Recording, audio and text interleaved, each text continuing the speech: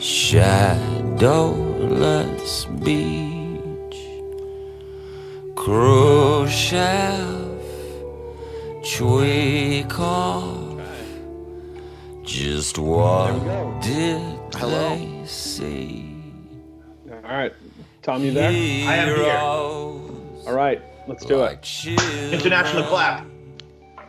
They are cared. Done. Go. Well, welcome to Axe to Grind, the most international of hardcore podcasts. It's multinational now. Yes, it is. It's a conglomerate. I'm Mr. Cool Ice. I'm Earth Crisis Face Tattoo. Oh man, now I can't think of one. I'm on the clock. I got really excited. I thought I saw Earth Crisis Face Tattoo, but in fact, it was just very large collegiate X face tattoo. Wow, that's amazing. This dude exists, right?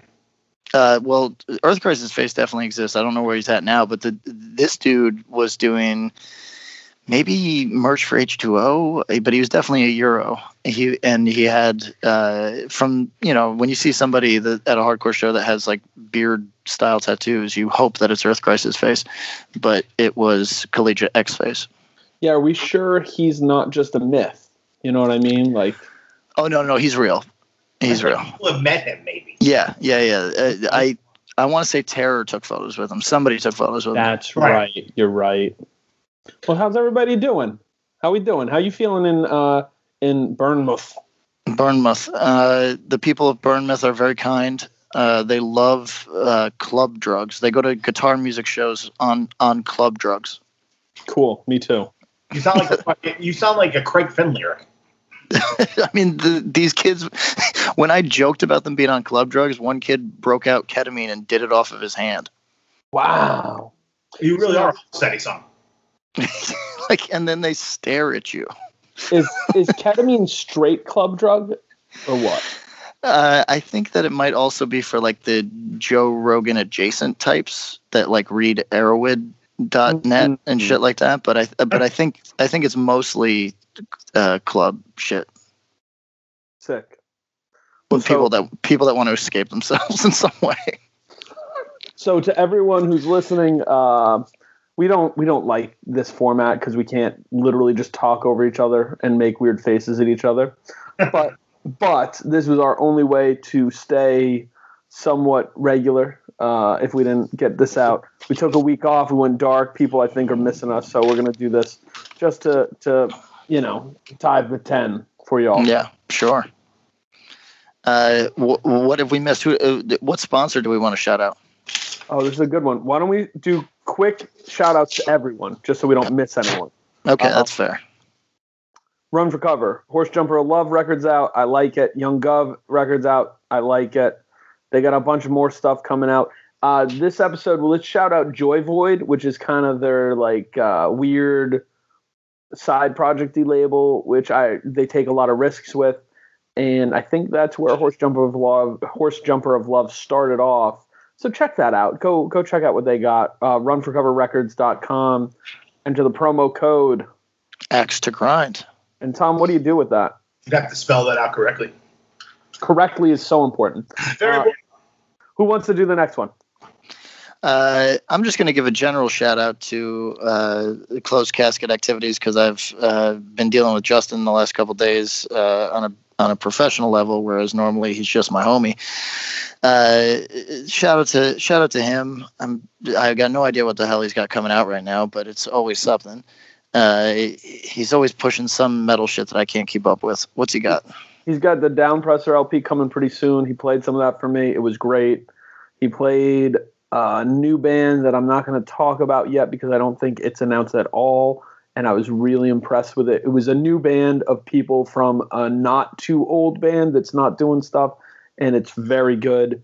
And we went to some pretty good vegan spot in Albany on Lark Street. That was cool. Had a little 518 visit. No shit. Intentionally? Let's pick up stuff, Had a visit at EVR. That was nice. Merch now. Oh, yeah. Yeah. Shout out to EVR. Didn't see anyone too interesting, but shout out to their shipping department. So you go to closedcasketactivities.com. You buy a lot of stuff. Pick up everything. I'm sure there'll be a new pressing of the Vane LP by this time. You're going to enter the promo code TOM. Axe to grind. Patrick, what do you do with that? You gotta spell it out. Okay. Tom, you got 2 left. Let's go. I'm going triple B. Sam is somewhere in the great wide open of the United States of America as we record right now. Yeah, he is. The update on this is that he's driving merch out to California. We made this decision in about 15 minutes. I opted out of it, and Sam, Alex Henry, and Dow opted in. They are currently somewhere in, I bet, Kansas. They're about halfway as far as I checked before I went to the beach. So shout out to Sam. Shout out to driving a van across the country. And most importantly, shout out to Sam for refusing to let anyone else drive. My conspiracy theory on this being he's comfortable. There's 2 seats but 3 people. So he's got a seat. The other 2 to rotate. Mm-hmm. That's brutal. So he's not getting the middle space. He's got a ton of stuff. He just announced the new Anxious record, and pre-orders for the Antagonize LP should be up by the time you hear this. Wow. Oh, that's cool. And he just put out that Buried Dreams record. Ooh. Buried Dreams record's hot. And you know what else? That Fuming Mouth record is popping. Really? Yeah. Everybody's loving on that. So we give shout-outs to all that stuff. That Buried Dreams record is hard. So if you lean Closed Casket, still go check out Buried Dreams. That's hard. The record's called 9 Reasons Not to Live. I love it. That's pretty good. Hard as fucking shit. Where are we at with that? Patrick, you got 9 reasons or you got less? It's, you know what? The 9 reasons are the 9 facial hairs he has. I'm like a Hatebreed record, man. I just keep powering through. True Strength, True Solitude. So, triplebrecords.limitedrun.com. Enter the promo code. Extra grind. And you spell it out. Yeah, you do. Last but not least, fine purveyors of wares and goods and music. Oh, yeah. Deathwish Inc. The OGs. OGs. I had a nice conversation today with Trey, who I think he had to be inspired by us, Tom, was listening to Dag Nasty 4 on the Floor. Wow. He said, do you like this, Bob? And I'm like, not really, but, I don't hate it. It's kind of, yeah. And he was like, I think it's just bad. He's like, I was like having fun thoughts. And he's like, I've been listening to more melodic stuff recently, and he's like, I just can't, he couldn't ride with that record. But what you can ride with, Where Your Wounds has a new record coming out on Deathwish. I think they just announced that the day we're recording.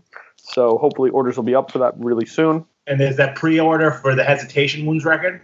Ooh, yeah. So that's a big one. Touche, Tommy from Gouge Away. Right. With Scuba Steve from Trap Them. Mirage is in it too, I believe. Yep. Yes. Or he was. I think he still is. That is an all-star lineup. All-stars. So, hey, now you're an all-star. Go to deathwish.com. Get your group on. Enter the promo code. Axe to grind. Let's spell it out. How about that? We did all 4. We tried to keep it tight, keep it moving. Patrick, how was Europe? Europe has been really fun. I'm quite tired, but I have been having a nice time. I do all the driving over here, so I don't get my normal 5 hours of looking at a phone per day, which is obviously taxing me emotionally. But maybe also a little bit healthy. Yeah, I mean, also I don't have any connection over here, so basically I would just be staring at, I don't know, I guess my iTunes or something. What could you? What's the Snood? Could you play Snood on your phone? Oh, you know what? Let me tell you how this terrible thing that happened. There was a heat wave, and I left my headphones out in the heat wave, and now one earplug or one earbud does not work. So I have been using the earbuds, like an alternative pair of earbuds, a $7 pair of earbuds. Oh no! And they're to anybody listening to this who also listens to music on $7 earbuds, don't do that to yourself. You're not enjoying things as you naturally should. It is the worst experience. Like, I haven't listened to music since they broke the second day because it's just such tinny garbage. It's like downloading like the worst possible MP3. Yes. From LimeWire. From Saddam 518. Yeah, precisely. It's like you think you're downloading Jawbreaker, but it's actually fucking Breaker. Yeah. Yes, it's at 60 kilobytes. It pains me to hear this. Tom, how you been? I'm doing all right, but not too much otherwise. I'm good. Back to work. After the greatest hardcore weekend in the history of hardcore weekends. Oh yeah, it was a big one. It was good. Look at this dude, Bill Graham, downplaying his shit. Yeah, it was very cool. I want to. So we're talking about the Have Heart shows, obviously, not Ye Profess, which I also heard was good. Patrick, it was good. There were a lot of people there. I certainly have tons of stories and interesting stuff to talk about. I think maybe we'll hold it till we're all in the same room and I can process it more. Sure. I will talk about my last 2 days, Monday and today being Tuesday, where I had to deal with a terrible auto repair place who's had my Jeep for 2 months. Jeez. Like to repair the transmission, and basically they finished it the beginning of last week, and I was like, all right, well, I need to talk to somebody about this price because you've had my vehicle for 2 months. I haven't been able to use it. Luckily, I've been able to borrow cars, but I had to rent a car 3 different times, all this stuff. It's just not easy to live without a car in suburbia. So I, put it through their manager. Manager's like, oh, you got to talk to my GM. Talk to the GM. He's like, oh, you got to talk to the owner. The owner doesn't call me back for a week, and then doesn't call me, period. So I finally get in touch with him yesterday. We have a good little blowout, and I won't mention their name here. Not right now, but we'll talk about that another time. So it was a really nice real life stress to have to come back to. But 4K later, I have my truck back. Jeez. You've got to use, and I don't condone this, but you've got to use the power of Yelp. Those people buckle to Yelp reviews so hard. The former boss just eviscerated a mechanic on Yelp. And he personally, like the owner called him and said, what do we got to do to get that down today? And just dropped it like $1,600. Like it just was like whatever we need to do.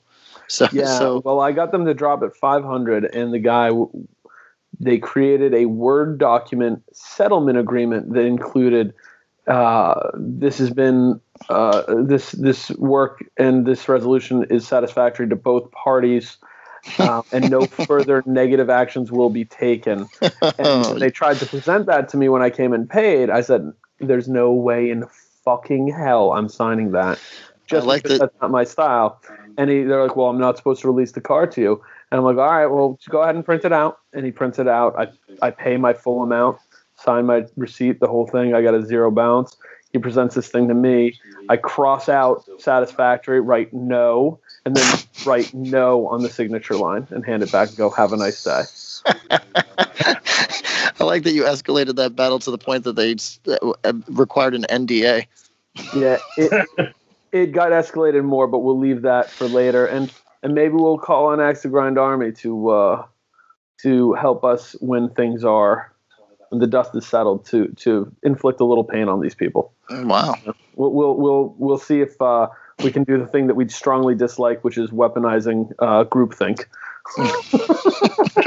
I do hate it so much. It's the worst. Got the number or something? It's the worst. But you know what? I've got several numbers. It's the worst. But you know what? I'm gonna put a giant omission.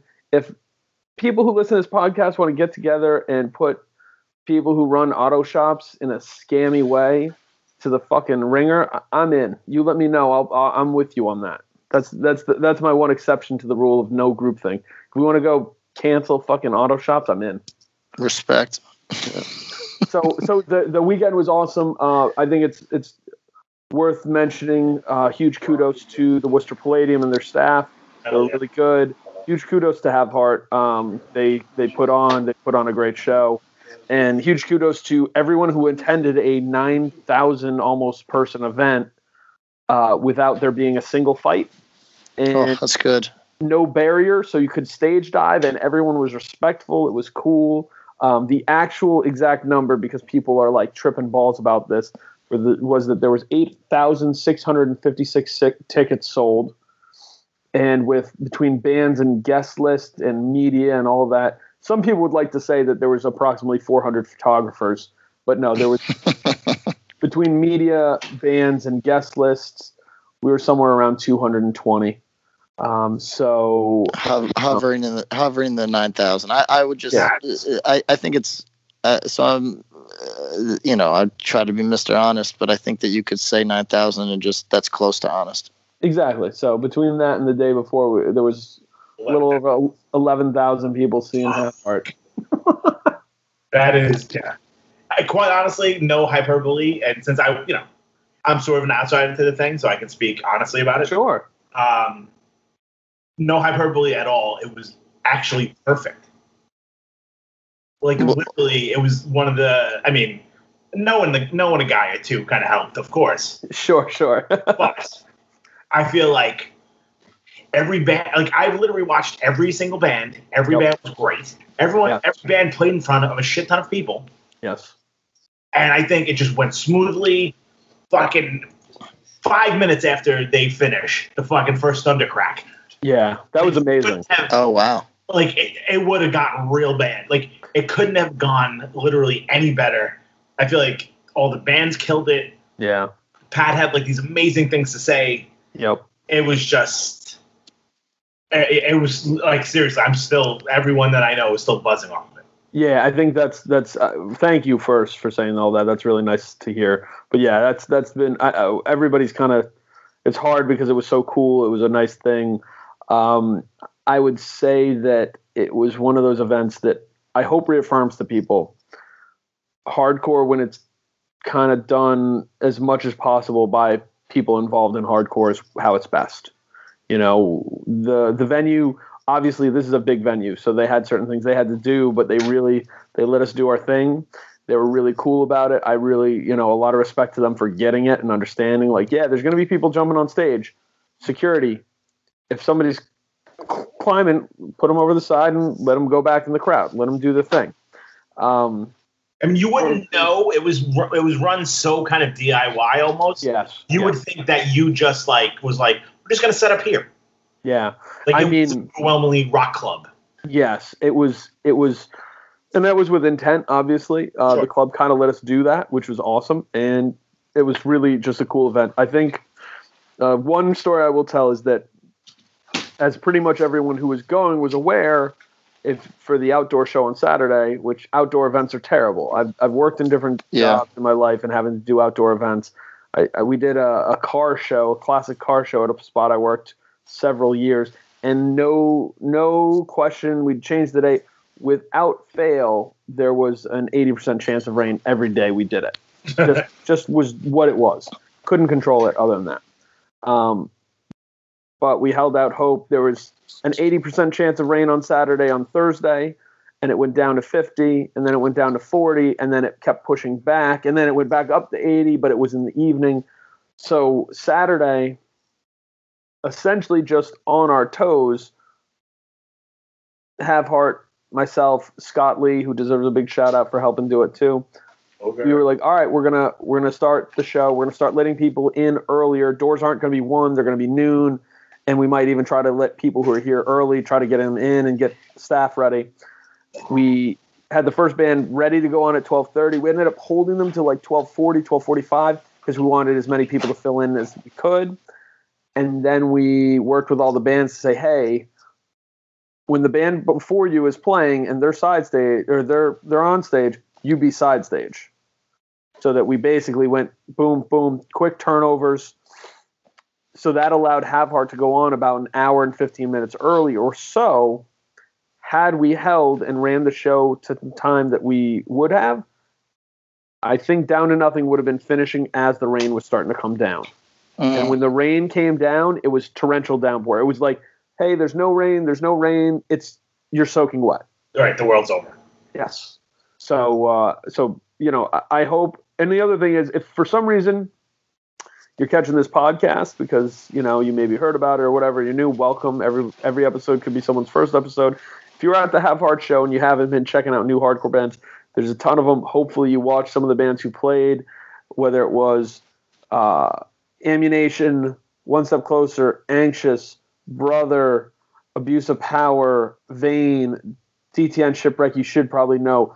But there's just so many current bands going that really have cool stuff going on. And I think that was one of the best parts, was that this show was really good for all those bands. You know, for example, Vane's set was wild, just wild. That was like crazy. Mm-hmm. So I think that's... Sorry. Yeah, no. I think that's one of those things. I think people are going to leave that with some new bands to check out, and that's kind of the big hope. And that's like, you know, to put the question so we can have a conversation. What is the best case scenario for a big reunion show? Because I think we've all been pretty skeptical of reunion shows in general on this show, and I still am. You know, despite the fact that we were involved in this, or I was involved in this. Reunion shows can be done right, and they can also be done wrong. What is the best case result of a good hardcore reunion show? I'm going to say that it is that you play to whoever you reach the person that you're trying to play for, and you get every single one of them. And that would be the goal. So, like, for example, that Curl Up and Die show. Curl Up, like, I think, kind of low rated that prospect because we didn't know who was going to come out. Like, that was never a big band. They know that. And filling any sort of room to capacity, I kind of thought was going to be a struggle, but it sold out very quickly because literally every person that really likes that band decided to go to that and have a good time. That's like the best case scenario to me. And they picked a good spot for it too, right? For sure. Like, they knew, and I think that's a good thing to keep in mind too. And like, you know, that is not any different than what Have Heart did. Nope. Have Heart picked their hometown. They picked LA, where they always have killed it, and then did a couple shows in Europe where they did particularly well too. And this wasn't them deciding like, you know what, let's do a reunion. Let's play Flint, Michigan. Why not? Let's just go. You know, never done it before. So for the band, I think you're right. That's probably the best case scenario. Renewed interest. Maybe you gain a few new fans. Well, I mean, you can't have 9,000 people attend a thing and not have some of those people just be like excited looky-loos. You know what I mean? That just want to hang out and see what the hell this is about. Of course. Or even if it's 90 looky-loos, you know, I mean, whatever the amount is. But what about on a greater level? Is the best case result from these Have Heart shows, is it people rediscovering an interest in going to shows or rediscovering an interest in new bands? You know, like that's where I lean, but you know. Yeah, you're probably too involved to even see it from like the outside almost. Yes. I would think. I mean, running around like a fucking, you know, holding it down. Coolest guy in the room somehow. I don't know how. I checked in with Amanda. I was like, is Bob doing okay? She's like, yeah, why wouldn't he be? I'm like, there's 10,000 people here. like everything's cool, bro. Like, I was really hungry most of the show, though. I'll say that. I was freaking out for you, but like everyone else was like, this is so fun. Yeah. I think, quite honestly, I feel like this will have a ripple effect. Yeah. It was that big, and it was that kind of. It was joyous, and I think that's. For, you know, any kind of reunion, that's all you can really, you know, if you think about like the reunions that have happened in the last probably 10, 15 years, like for like Kill Your Idols when they came back at that Judge show. Mm-hmm. That was like straight, I mean, it wasn't 10,000 people, but it was like fucking joy. People were so goddamn excited. That's a great point. That was a really good. A lot of reunions aren't like that. They're like, well, I got to be here because I do love this band, but it's not, you know, I'm going to sit in the back and have a tall boy. Like, this was straight up like, you know, you watch that crowd, everyone was watching the fuck, you know what I mean? Like, and watching other bands. I feel like One Step Closer, Anxious. Yeah. I've already seen a bump from this, to be quite honest with you. Yeah.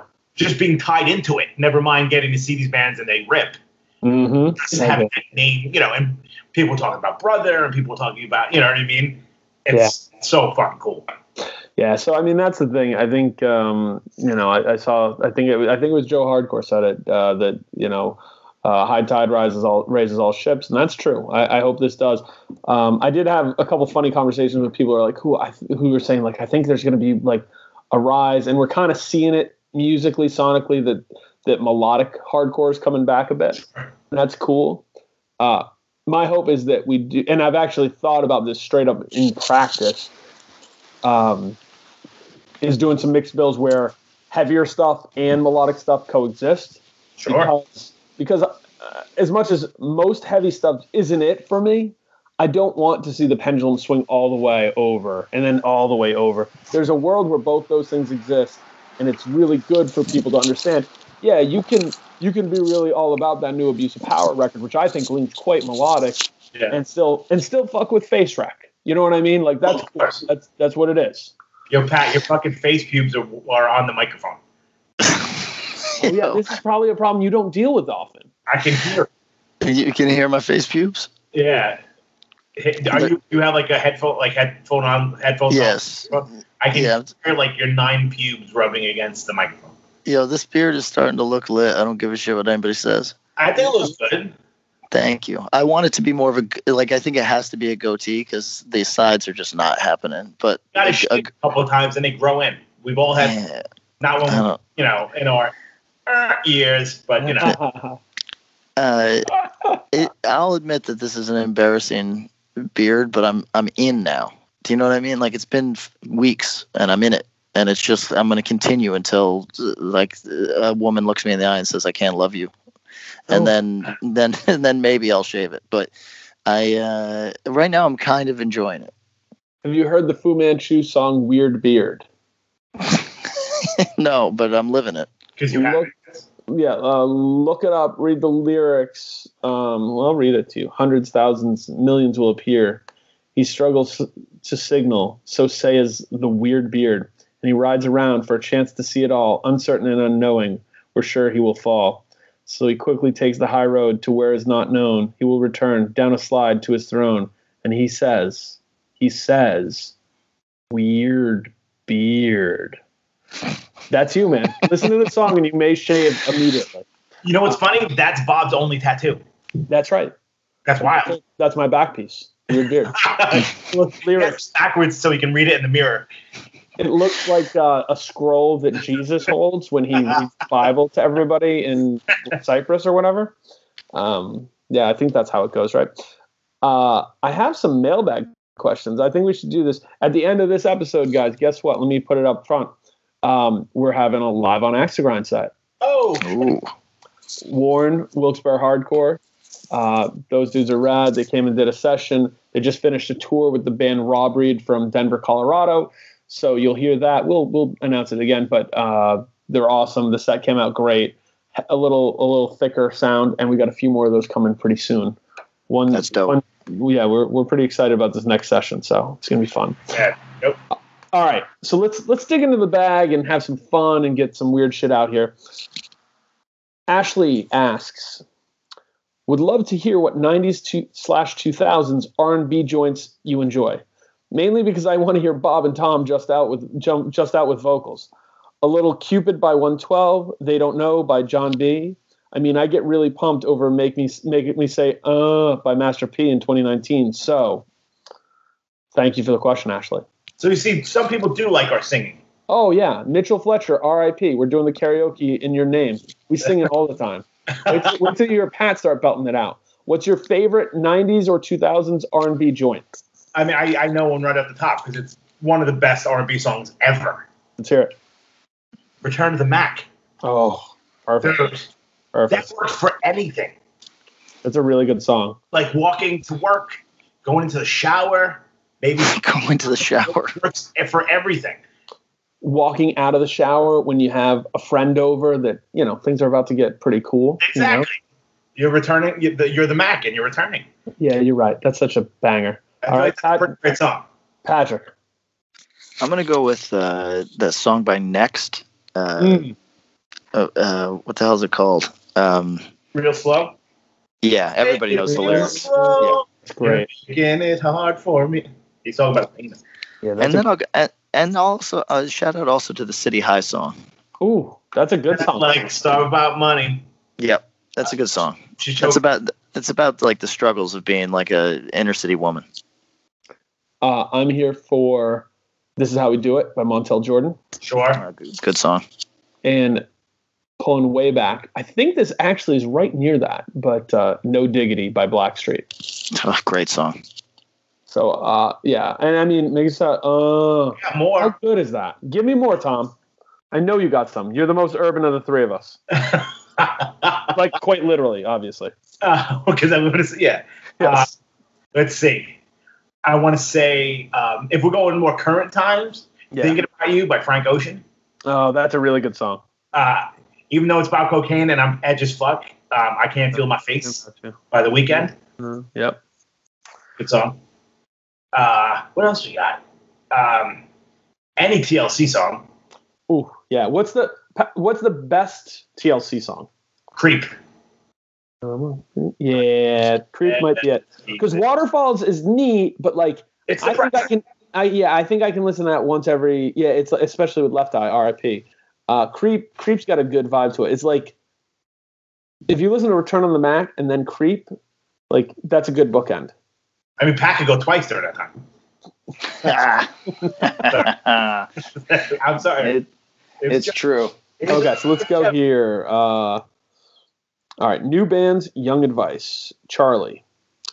Hey, Extra Grind. From Northeast Ohio in a city that doesn't have a lot of hardcore. I have some friends who have a loyal but not large following in the city and want to build some regional love. They released a really nice promo today, and in the process of listening to it and recommending it via word of mouth got me thinking, what makes a great first impression? How can a good artist pop out of the weeds with a first or second release? What are the big don'ts and the big do's in this situation? I hope you can delineate between artists who have an immense amount of hype because of the members' past projects or the city that they're from. Shout out Nashville, Long Island hardcore, South Florida, and Louisville. And artists that are just doing it right without that kind of support. Do they exist? Or is hometown hype the only way to do it? Getting the attention to tour and have fun. Shout out to some hometown bands. He shouts out the band Cue Ball. It's not. I can only speak for my own experiences. I can't speak to like what it's like today. Mm-hmm. But I had a friend's band that literally like was a band for a year or two before they released a demo, before they played a show. And when they came out of the gate, they were fucking insane because they were so kind of ready to be playing shows. I don't know if that's feasible. But I mean, I know from my own experience and my bands, I've kind of rushed to get something out there, and I'm always like, fuck. Yeah. I could have held off for another 6 months, and this might have been, like, listenable. Exactly. And I might even go, depending on it, I might go, not the opposite direction, but say that sometimes the hardest part of doing something is just doing it.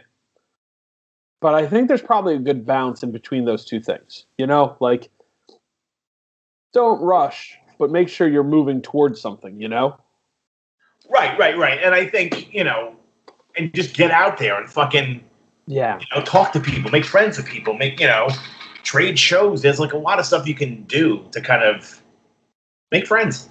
Yo, we've mentioned this a few times, and I don't think it's totally lost on people. I think some people get it. Can you guys talk about the tried and true tradition of trading shows? What does that mean? I was really bad at this because I would just have bands come play and then not ask that they do anything for me. Yes. Which sounds like, I don't know, noble or cool or some shit, but like it's really stupid. Like they expect you to say, okay, can you help out with this? And I just never did. I almost have to recuse myself from this conversation because if I had any insight, I would have opted for those tactics. Like I do, right. My experience has been, your hometown's not going to care. You have to go tour. You do that until you are really good, and then people notice, and then a label takes a flyer on you, and you build very slowly from there. And truly, this is like, not to get all deep and shit, but this is a thing that I've been reflecting on a lot lately, is I have no as you know, you guys know this quite well. I have no working class pride whatsoever. Right. However, truly the only way I know how to do things is to work. It's the only thing, and it makes me feel stupid, and it makes me feel like I'm not paying attention to the way that other people do things. But truly, like this has become not a problem in my life, but it's just everything takes 10 years. Everything. You know? So like, I don't know what advice to give this person except I would lean the Tom direction of being like, hey, dump $3,000 into your fucking recording. Sound exceptional. Be great live. Like all the stuff that like sound is like it's very easy coming out of my mouth. You know what I mean? But it's like obviously it's not that easy in real life. But I like what both of you are coming at it from the perspective of we didn't necessarily do this. You know, I know there's several recordings, especially your earlier stuff, Patrick, where you'd say, "Yeah, wish we had not cut every corner on that." And Tom, you said it too. You know, like there's some things where like, ooh, if we, you know, this is considered a classic record. What if we went to a better studio, or what if we felt like we record? You know, what if we had the means to do it just a little better? You know. And it's not bad to have those thoughts in hindsight. I think that's pretty natural. But if you can keep that in mind as you're progressing, as you're starting, that's a good thing. Yeah, I just think that you do things to your, like, as you said, don't cut corners. It's basically, for example, are there many great albums that have terrible art? Yeah, of course there are. But does it reflect better on you to take the time to have good art? Does it reflect better on you to put? And look, I understand. I'm going to interrupt myself. I understand that spending a lot of money on recording can actually feel really gauche. Like for a demo, it can go the wrong way, and you can sound like an asshole. But sounding good is never out of style. Like just sound like put a little bit of money into that and sound good. Like again, these are all things that are like. I feel stupid giving this advice because it's just like essentially what I'm saying is do a good job. Yeah. but when you, that's how you separate things. I mean, something we've continued to circle around that I don't think I would have really just pointed at as a tenet of this particular world, because a lot of times merit or quality, it's not a total meritocracy, but in the results of things, quality trumps all. And that speaks true in our world and anywhere else. And quality is a kind of somewhat subjective thing. But if you're a band who kills it live, you come out of the gate and you just are energetic and great live, tight. And if your recordings reflect that too, and you take the extra time and make sure it's what you want and don't rush it, and your art is cool and you care about the things you're doing, that's going to show. So you want to differentiate yourself right from the start, do that and do it well. Right, make yourself undeniable. Yeah, that's great. I mean, it's taking all of nobody's fucking. I mean, there's some people, of course, that are just like lucky or whatever, and like have the right connections and whatever. But like, I had this talk with Incendiary, but it's like those dudes hustled for like more than half their time as a band.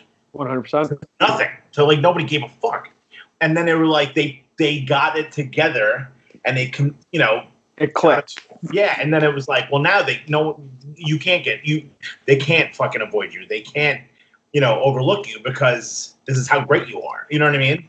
And I think you just have to fucking you can't get discouraged when, first 6 months of your band's career and you're not like, oh no. Yeah. Crazy show. No. People expect that now. You put a demo out, you get 17 fucking all your boys are like, all your friends are tweeting it and all this sort of stuff. And everyone goes like, it's going to take off now. Not always. That's true. I mean, I think a couple examples I want to give. The band Brother, who played the Have Heart shows, they typically played basements and smaller shows. They sounded fucking phenomenal, even though they were playing a stage that was foreign to them.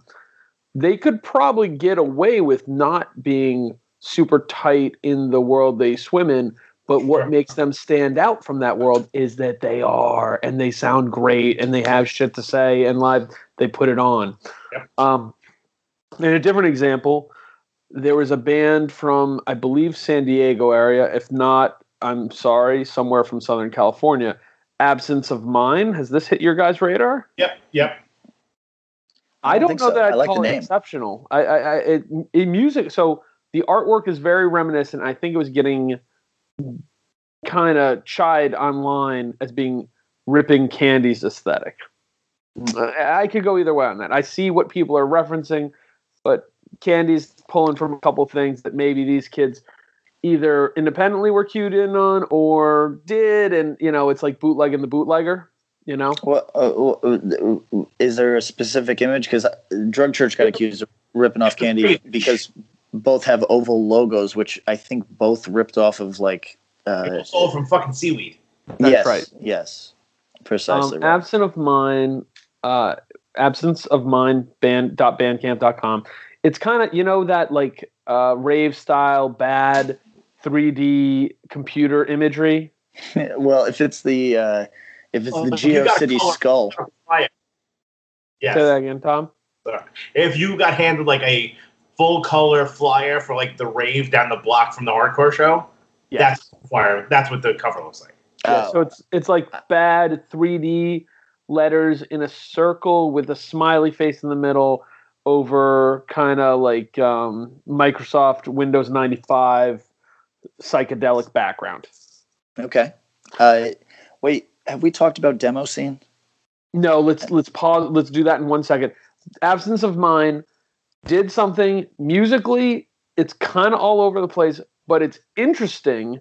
I don't think this is a demo. It's long. It's like an album, but they released it digitally.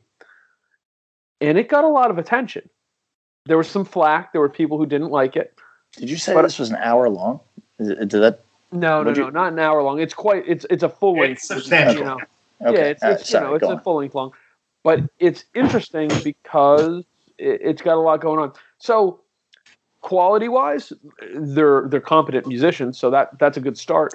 And then as far as I think looks like wherever it was recorded, it was done well. Mastered by a guy I know his name, Rowley, from Southern California.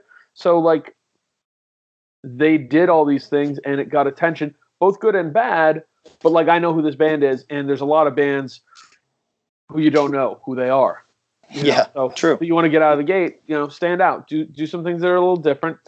I'm not big on gimmicks and that kind of shit, but that sometimes hooks people in. Stand out from the crowd by literally standing out from the crowd sometimes.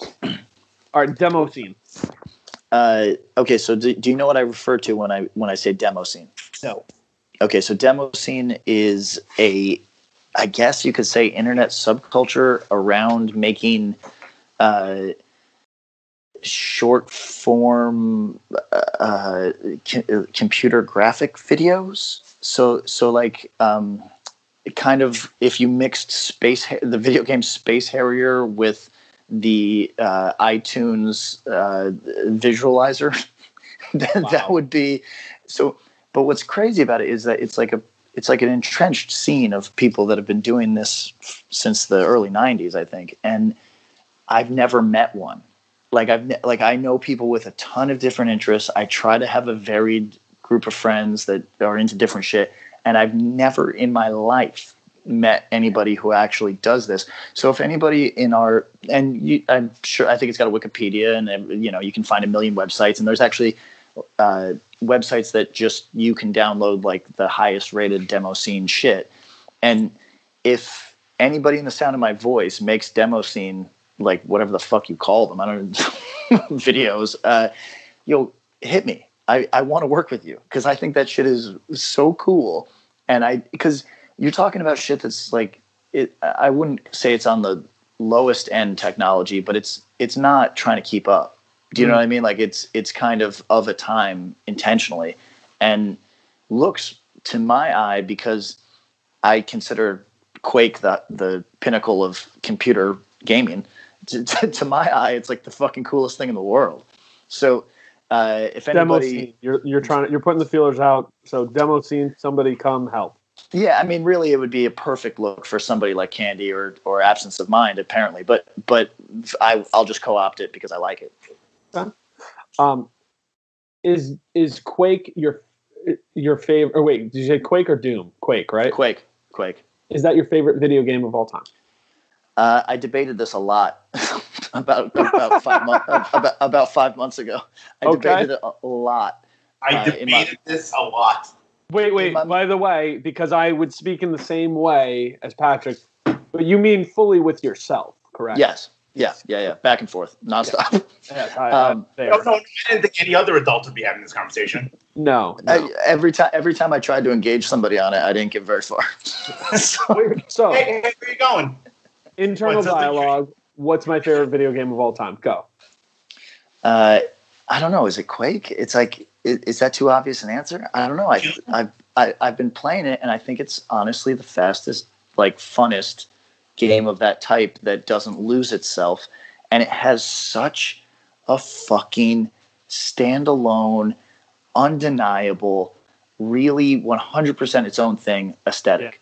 Yeah. And because I might have told you this, I was sitting there for a while. I was so in love with Quake when I was playing it maybe 7 months ago that I was thinking, I want to write a comic that captures this, that has this. And there's just, I don't think, but I honestly don't think that Quake's aesthetic or feel translates to literally anything else. And that's part of why I think it's so remarkable. I think that it is wholly its own thing. There's an interesting frenetic energy to the pacing of the game that would be tough to capture in comics. I'm not saying it's impossible. I think it actually, even striving for it and failing would be kind of interesting, but it kind of moves in a pace where you don't know what's coming next. It's fun. That is a good game. Speaking of comic book shit, I don't know when this episode's coming out, but I go to San Diego very soon for San Diego Comic-Con This will be the week you're there, so. Okay. To have some relatively important meetings. I know that some of our listeners take an interest in that part of my life. If you are into sending out positive, there's like two of you that think that don't know that I'm your friend, and you think that you're my enemy and you try to make my life hard.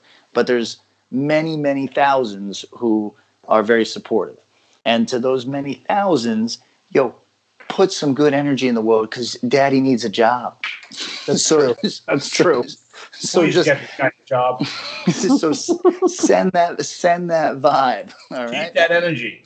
Yes, push that out there. Tom, what's your favorite video game of all time? This is where I just co-opted the mailbag questions for a minute so we could do this. What's my favorite video game of all time? See, Tom, I think something you and I share that Pat doesn't is that we both like sports video games. Yeah, I would probably go like an NBA 2K or something. NBA 2K, I was such a diehard for NBA Live when it first started. Like, I still have weird, fond memories of it, but 2K is undeniable now. It's so fun. Too. Do you remember when ESPN had games? So good. ESPN's NFL 2005 is the best, like, modern. Now, there's graphics improvements, but the everything behind it, the engine behind that game was so good that EA had to do exclusive contracts because that game was so much better than Madden at the time. Oh, wow. What else? Yeah, it was really that great. Like, I remember, was that on Dreamcast? It was on Dreamcast and PS2, I believe. Those games were dope. Can you hear me? That. Yeah, we got you. Sorry, I thought I pulled my shit out. Here's the thing. I'm currently playing Indiana Jones and the Fate of Atlantis. What kind of game is that? It's a point-and-click adventure game by LucasArts, probably from 1990, and it is maybe 92, and it is super super fucking fun. Like if you're into point-and-click adventure games, as I am, which by the way, I treat these things the way that people treat their crossword puzzles, where it's like trying to stay sharp. Mm-hmm. I'm not sharp. I'm a profoundly stupid man. Like, these games are very challenging. I also like a lot of different games. I like side scrolling, like classic side scroll games. Those are fun. though I don't have much time for them these days. I do play NBA 2K a lot, and I really, I fuck with RPGs, but it's been a while. So like, I like the classic RPGs. I'm replaying Final Fantasy 3 right now. So, yeah, it's fun. All right, back to questions about music. Patrick, hi Yes. guys. Around 8 years ago or so, a message board that I frequented at the time. Hey, Tom, someone was on a message board, and guess who else was there? Patrick. What a shock, right? Shocking. Someone had posted a link to a blog entry where each Lungfish album was broken down in a loving, obsessive, and meticulous fashion. The person who posted the link claimed that Patrick was the author. If true, any chance Pat could share that entry or Lungfish thoughts again? I just finished my yearly Lungfish catalog dive, did a recent search for said entry, and unfortunately came up with nothing.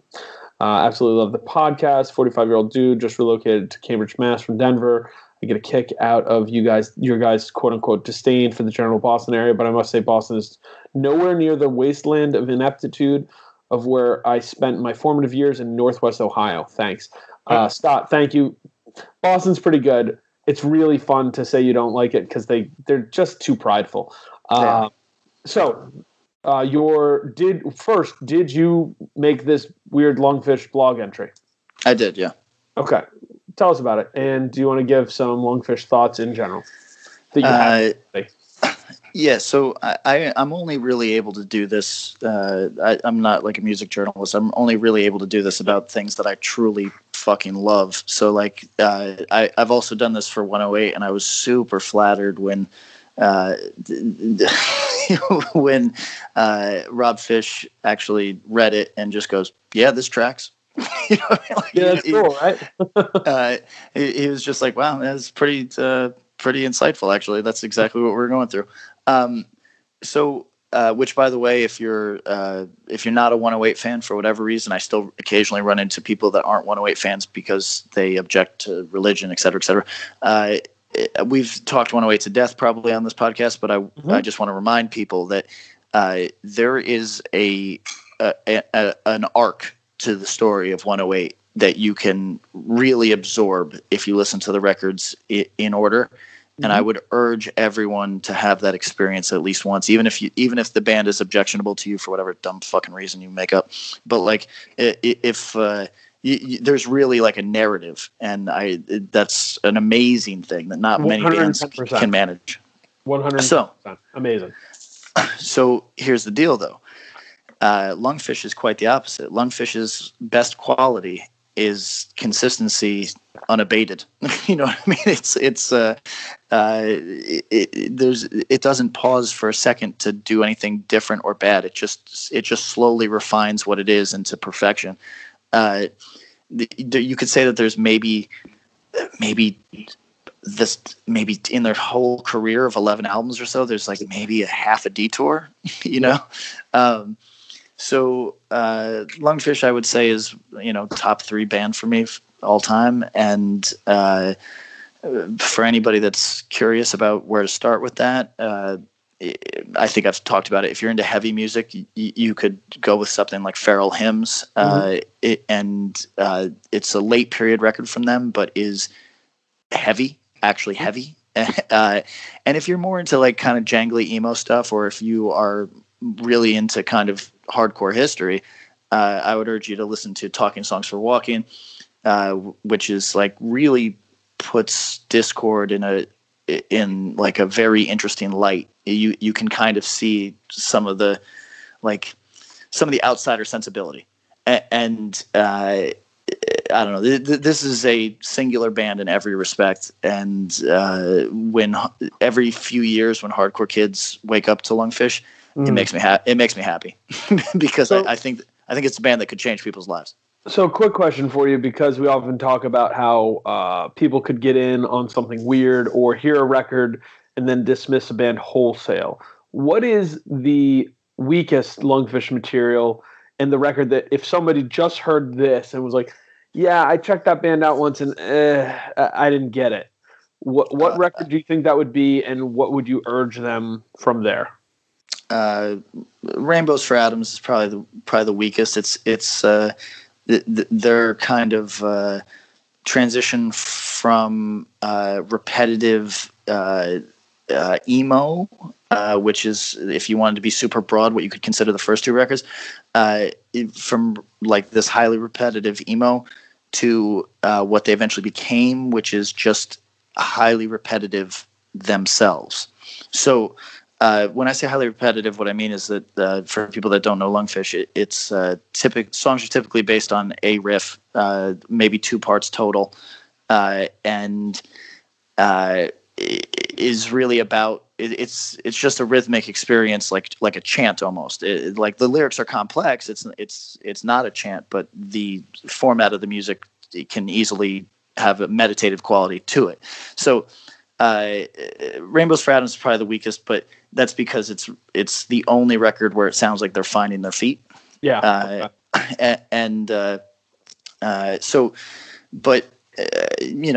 Basically everything else, you might like some records, like Sound and Time was my favorite for many years, but then you might find something that you like more, which I did. Like, what was it, the ACR recording that came out a couple years ago, I've talked about, because it has that diegetic, I always mess this word up. Didactic?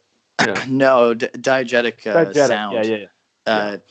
So like I've always said, like there's parts on the record that demand headphones, because there's basically Foley. There's sound effects, and it works. This is the record that they shelved for. That's right. It's like 20 years, and went and re-recorded it, and without those elements. But those elements are so fucking interesting. Like, because they're understated, they're not goofy. Anyway, I could talk about Lungfish a lot. We'll give you. We'll do it at some point. Tom, just to touch on this, since Pat brought up 108. Yeah. Interesting thing is, religion, not your thing. But I love 108. But you love 108. Yeah. Talk about it a little bit.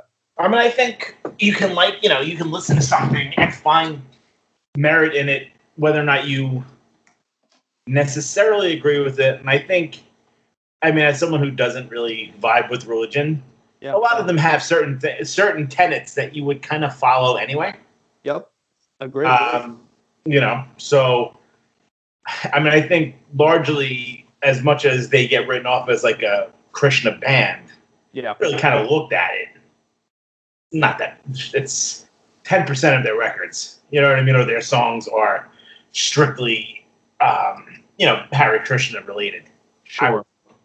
You know what I mean? And I think, it's easy to kind of, you would think like every song and decision ever wrote was like, Jesus is is dead and never exists. Like Jesus sucks, dude. Yeah, no, it's not. It's like 5 songs out of fucking 40. You know what I mean? Whatever. Right, and I guess it's funny because the reverse is true for your band, where you probably, I'm sure you have a good number of fans who are Christian and identify as such.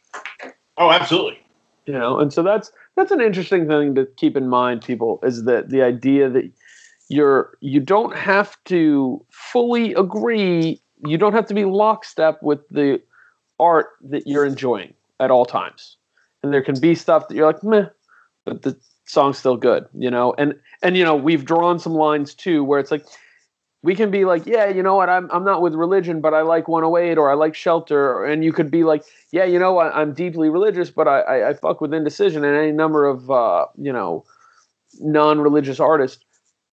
That doesn't totally, like, let's not cross hairs and say that you can't then also say, yeah, but I'm not fucking with Screwdriver. You know what I mean? Like, you can parse those things, and I give people the right to, but don't feel like because you draw your own lines that you're somehow hypocritical. I think that's fine. Pat, you want to get in trouble with this, or? No, I largely agree. I think, agree with the energy. Well, yes. Look, I think that if somebody wants to be like a pedantic nerd and argue with you about why you make allowances for something, like this conversation's easy, right? Like for someone for not just for me, I was going to say for someone like me that has a religious studies degree, but like for anybody, you can just say, oh, well, religion is objectionable on a fundamental level if you look at it in a historical context, right? Mm-hmm. Like and you can just say there's not a sane person in 2019 who could advocate for religion as a historical concept. You know what I mean? Like there's just not. And I like that includes like your evangelical aunt. Like it's just there's nobody that could look at the history of religion and say, yes, I'm an advocate for this and I feel comfortable with this. There's just nobody. So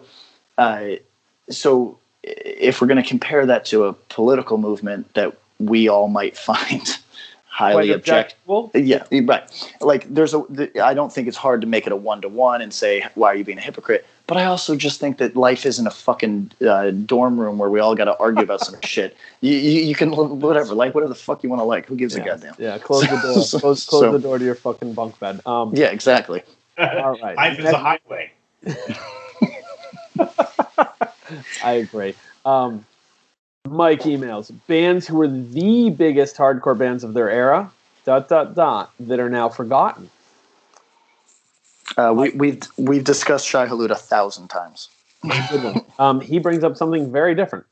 Mental, at least from my vantage point, was the biggest band in hardcore for a couple of years. I recently revisited their catalog, and it does not hold up at all. Planet Mental is straight up embarrassing. I feel like they had a big impact for their hot second, and it's weird to me that they seem irrelevant 10 years later. It's been longer than that. You guys often mention bands being written out of history, but speak on Mental being a forgotten band or not, or what other bands that were giants are now afterthoughts. So you mentioned Shai Hulud. Let's talk about Mental specifically for a minute. To you guys, I'm a Mental fan and was friendly with those guys. I really liked them at the time. Did they felt like one of the biggest bands? Is that right? Or would you disagree? Tough conversation. I would say here's how I would exactly put this. They felt like one of the biggest bands. Right. I don't believe they were, right. But they felt like it. I think that's right. Tom, what do you think of that? Yeah, I mean, they were definitely one of the bigger bands of their era, I think. But I also, at the same time, think like, so was Righteous Jams. Yep. Like I feel like to me, they weren't any bigger than Righteous Jams. Do you think people talk more about Mental now or Righteous Jams? Righteous Jams. Really? Yeah. Okay. To me, maybe. Yeah. No, it's like, what's your timeline? Like, it's everybody's different. So just to address a couple things, I actually think I've liked Planet Mental more as time goes on. If anything, I have qualms with some of the production values, but I think it's a cool record. It's not my favorite Mental record. They are kind of, in my opinion, Mental and Locking Out, and that includes Righteous Jams, are a little moment on the timeline. I actually was talking to Kevin Hare, wrestling fan, about FYA promoter. Yep. Kevin Hare. Yes, the CEO and with his consort, Bob Wilson. But towel guy, the guy that held his towel, right? Yeah, something like that. Left his Phillies hat. Is that right? Yes, but Kevin, it was the anniversary of Hulk Hogan joining the NWO, where he turned on, I guess it's Macho Man in the ring. He drops the leg on him. Yep. And I asked him, I was like, "Hey, is this a moment that you care about?" Because he is, I think, about 5 years younger than me, maybe. And for me, I was never big into wrestling, but that time period, like, that was when I was watching a little, I watched when I was a little kid, and then I didn't watch it much at all in the early 90s, here and there, and then in the late 90s, when all that stuff heated up, I watched, and I was like, yo, that's still like a moment. I was like, is that a moment to you? He's like, well, personally, I didn't start watching till right after that. So NWO was all going on. He's like, from a historical perspective, it absolutely is. So I was kind of like, yo, so that's like a moment on the timeline. That's like important dates in fucking history. He's like, absolutely it is. And I think if there's a hardcore history timeline, Mental, Locking Out, that stuff is a point on that. Would you say that's correct? Would you guys agree with that? Or yeah, okay. Yeah. I've gone on record so many times that I feel like I'm beating our audience up as saying I straight up hate this music, and but that's neither here nor there. This was 100% a moment. I think, Bob, you've pointed it out. I likely hate it because it was the moment. You know what I mean? Sure. And I'm curious. I'd be curious on some tracks if you could vibe on it. I'd have to think about what record I'd point you at. But anyways, is Mental forgotten? I would say, honest appraisal, I would say they're hurtling towards that word. Yeah, I don't know. I'd say they're niche now. Niche. But Locking Out is still a very, viable. I think if you go to most hardcore shows, you're going to see somebody wearing a Locking Out something. For sure. Because the logo is cool as fuck. That's one part, Yeah, people like it. I mean, no disrespect, but it's a great fucking logo. I mean, great logo. No. I don't think anyone would take that. Yeah. And he's continued doing records, so that's that. Yeah, for sure. I always point at stuff like things come in cycles, in terms of what comes back. You just said it about Lungfish. Every few years, there's a little groundswell of people being like, oh, yeah, this band's pretty cool. And then it fizzles a bit. And I think that's happened a couple times with Mental. There was a time when you could sell Mental merch for, low three figures right off the bat. And there's still some stuff that you can. And the people who want it really, really want it. I think it's interesting. I actually respect a lot of what they've done. They've never done a reunion. I don't think they will do a reunion. Ever. Wait, can I offer something? Yeah. Does the Have Heart reunion motivate more reunions, or does it do what it would do to me, which is totally kill the idea of doing a reunion? Wow. I think you can kill it. It's a good question. Is this bigger than anything that could happen? And kind of is like, well, let's not. Right, and that's a good question. if you are, I'm trying to think of who a good example of is somebody that's notable for a region, but actually, Bob, this one might totally not be in your purview, but sure. Imagine something like Love Is Red. You know what I mean? Yeah. Okay, sure. Which, if you talk to kids from the South, from that specific kind of little weird area that band played in before they had a moment. Yeah, and I bet that show would be really fun for 35-year-olds. But is it possible to understand, to not feel discouraged in the face of something? I just don't know if I would feel encouraged or discouraged by seeing something that brought out 9,000 people. I think that I am a practical person that could say, hey, my band was never Have Heart, and I'm comfortable with that. I just would like to have a good time or whatever. This is if I was into the idea of reunions at all. But right. But there might also be a part of me that's just like, they might have closed the book on that shit. I'm out. Yeah. Grand opening, grand closing. It's a good question. I don't know. I think it says a lot for a reunion to allow it to be what it is. Those dudes from Have Heart had no idea that it would be this big. They literally, to put one story out there, multiple members of the band were like, hey, look, are we sure it's going to be this big? Why don't we just do it at the Middle East? For 18 days? Well, that's what I said. You guys want to do some Bruce Springsteen at the fucking Meadowlands shit here or what? But I agree. I mean, so to me, Mental not really ever even considering doing a reunion. I'd love to know if those dudes even considered it. I don't think they have. God bless. And they know another funny thing. You want to know how you can get a Mental t-shirt? You get an old one because they've never printed merch in the merch store era. Yeah, respect to that. They've never printed merch since they broke up. Yeah.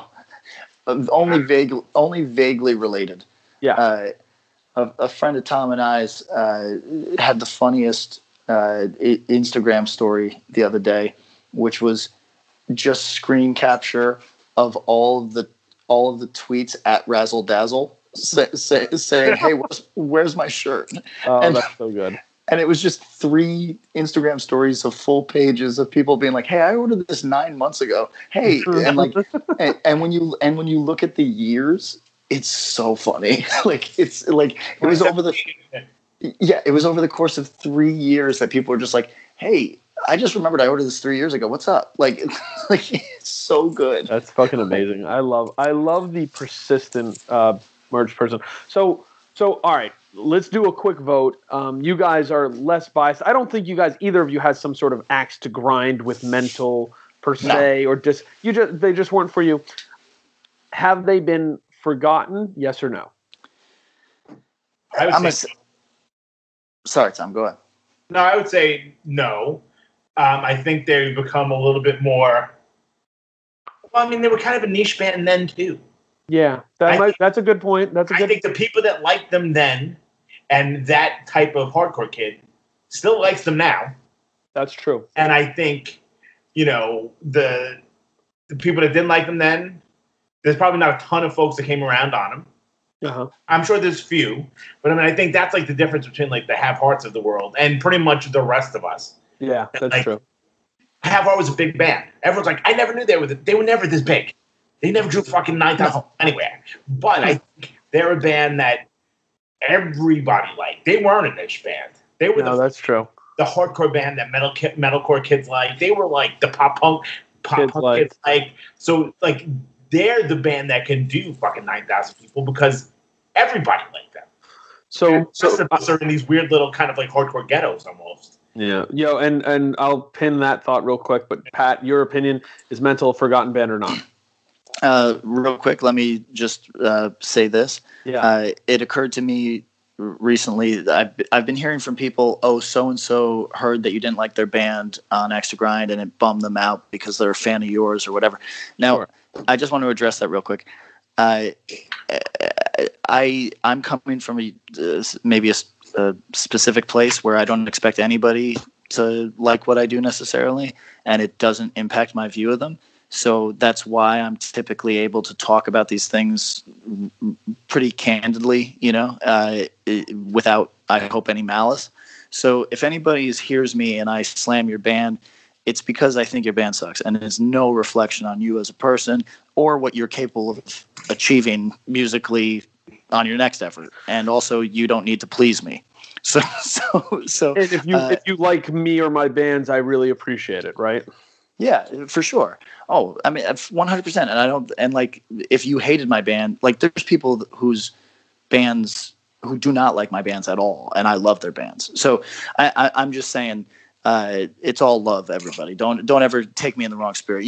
I think listeners know when it is not love from me. Yeah. So I just wanted to say that. But let me say that regarding Mental. They're forgotten, and here's why. Because there's more kids looking up third-tier metalcore from the era than there are looking up Mental. There is more of a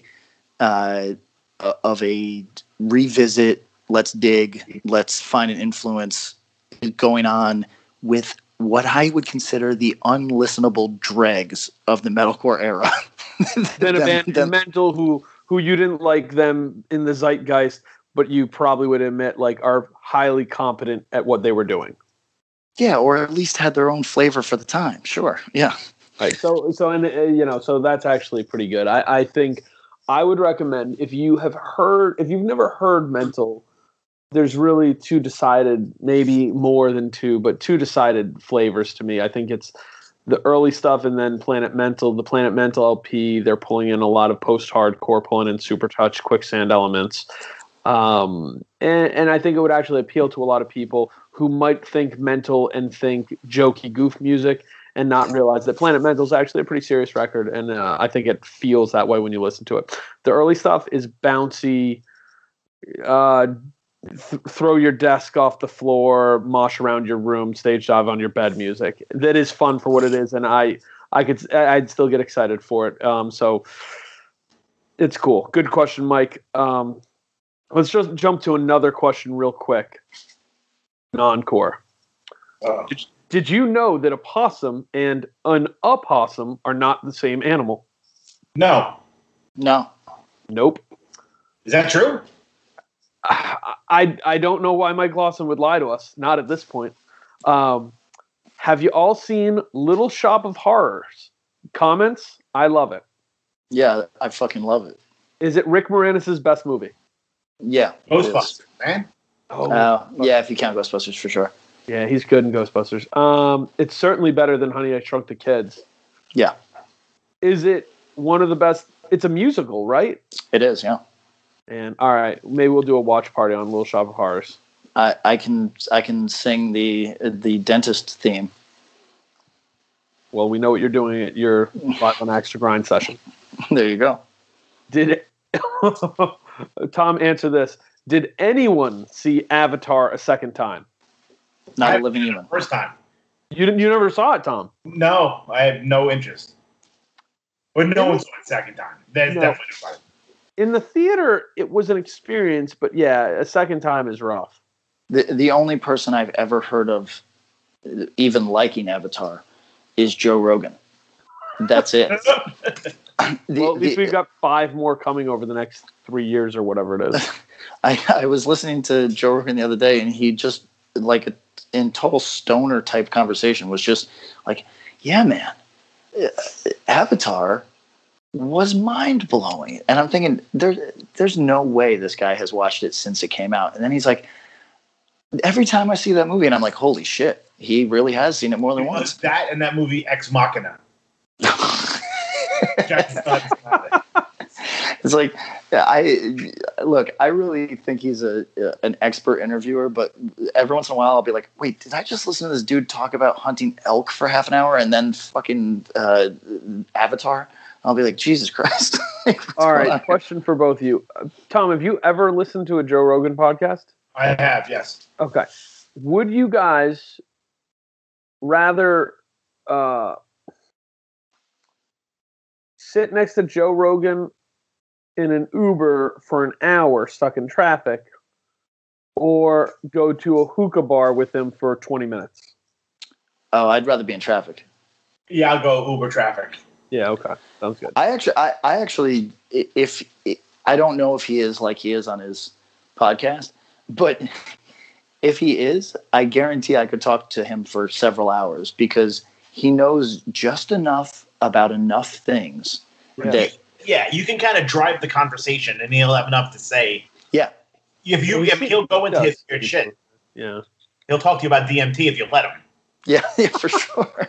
But if you keep it to like, hey, well, man, we got a flying knee the other night, like he'll be able to talk to you. My sister actually met him at a bar in Boston. I think really? Boston or Baltimore. She went to they went out of town for like a Yankee game, and she goes, "Oh my god, I think that's Joe Rogan." Like before he was like super famous before the podcast. And he goes, duh, because it is. And he biffed her. Wow. And then he literally bought her and her friends drinks for the rest of the night.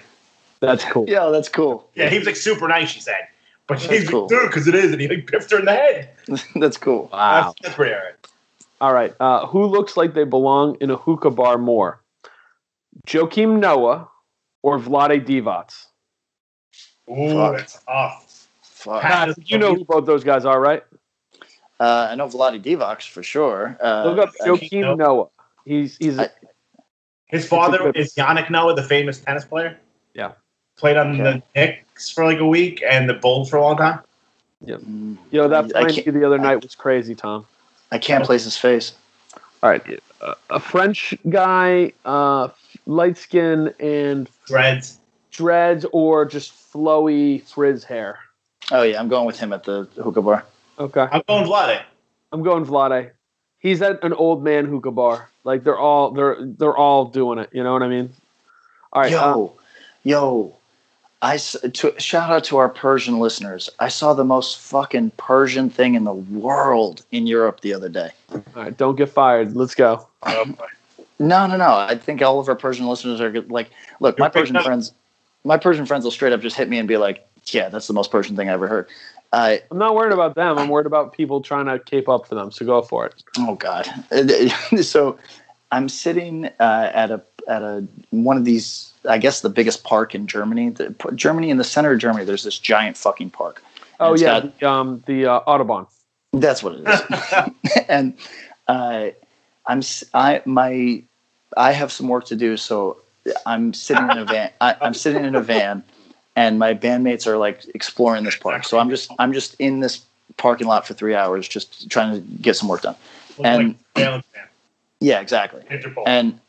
And this Persian family shows up, all driving Audi and BMW, like new model cars that are all on the. It's a livery cab service, it's like a high end, like luxury livery cab service, and they came to the park to take website photos on their iPhone, and I loved so much that across these like 5 cars there was $500,000 and taking photos on an iPhone that you're asking like your cousin to do. I thought it was the funnest fucking exercise in being like this fucking like practical cheap that I think is so fucking funny. like where you like, this car is like an exceptional vehicle and like you're asking Uncle Merle to take the photo. And I loved it. Like I just fucking loved it. And like it was like, you know, like it was just a fun ass Persian family. It was like my big fat Greek wedding, but Persian and my big fat park Persian picnic. Yes, it was awesome. Does kissing actually feel good? No, it's a scam. Tom, I tend to think it does. That's got fucking bird lips. Of course, he doesn't enjoy it. Yeah, I have no lips, and I'm an incel.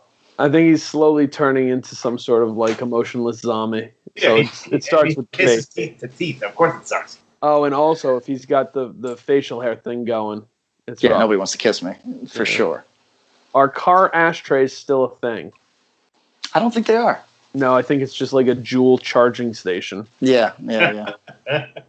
For children. Do you carry cash? Anytime I can. I always do, yeah. Yeah, I fall a lot closer to the when I have it, I do. When I remember to go to the ATM, yes. Yeah, if there's money I have, I probably have it. Did you know that Shirley Temple's daughter was in the Melvins and played on Houdini? I had no idea. I did not know that. Wow, that one feels fucking crazy. Good fun fact. Okay, this gets more back to our core audience. Is it cool to fart at a urinal with someone at the urinal right next to you? Hell yeah. I mean, is it cool? No. Is it acceptable? Sure. No, it is what it is. There, you can't fart anywhere. If you shit your pants, that's unacceptable. Go sit on the toilet. Otherwise things are happening. It's okay. Your body's moving. Yo, I this past year I've practically fucking lived at truck stops, and I can assure you that every variation of disgusting body shit is just lives there. Nobody's saying a goddamn thing. I think we need to go record an episode at a Love's. God. Just to get that real depression feel to everything. Yes. All right. Did you know that cashews grow as the seed off some weird apple type thing? Why are cashews so weird? If you look at a picture of it, it looks like an apple is hanging upside down, shitting out a cashew through the wider end. It's really odd. I don't like that.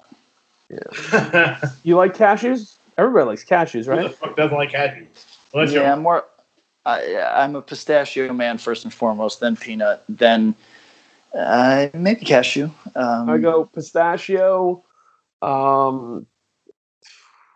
cashew, almond, walnut, fancy ass shit like macadamia nut somewhere in that mix, and then peanut at the bottom. Other than for peanut butter, which is Brazil nuts are mild. They're in there somewhere. I don't. Yeah.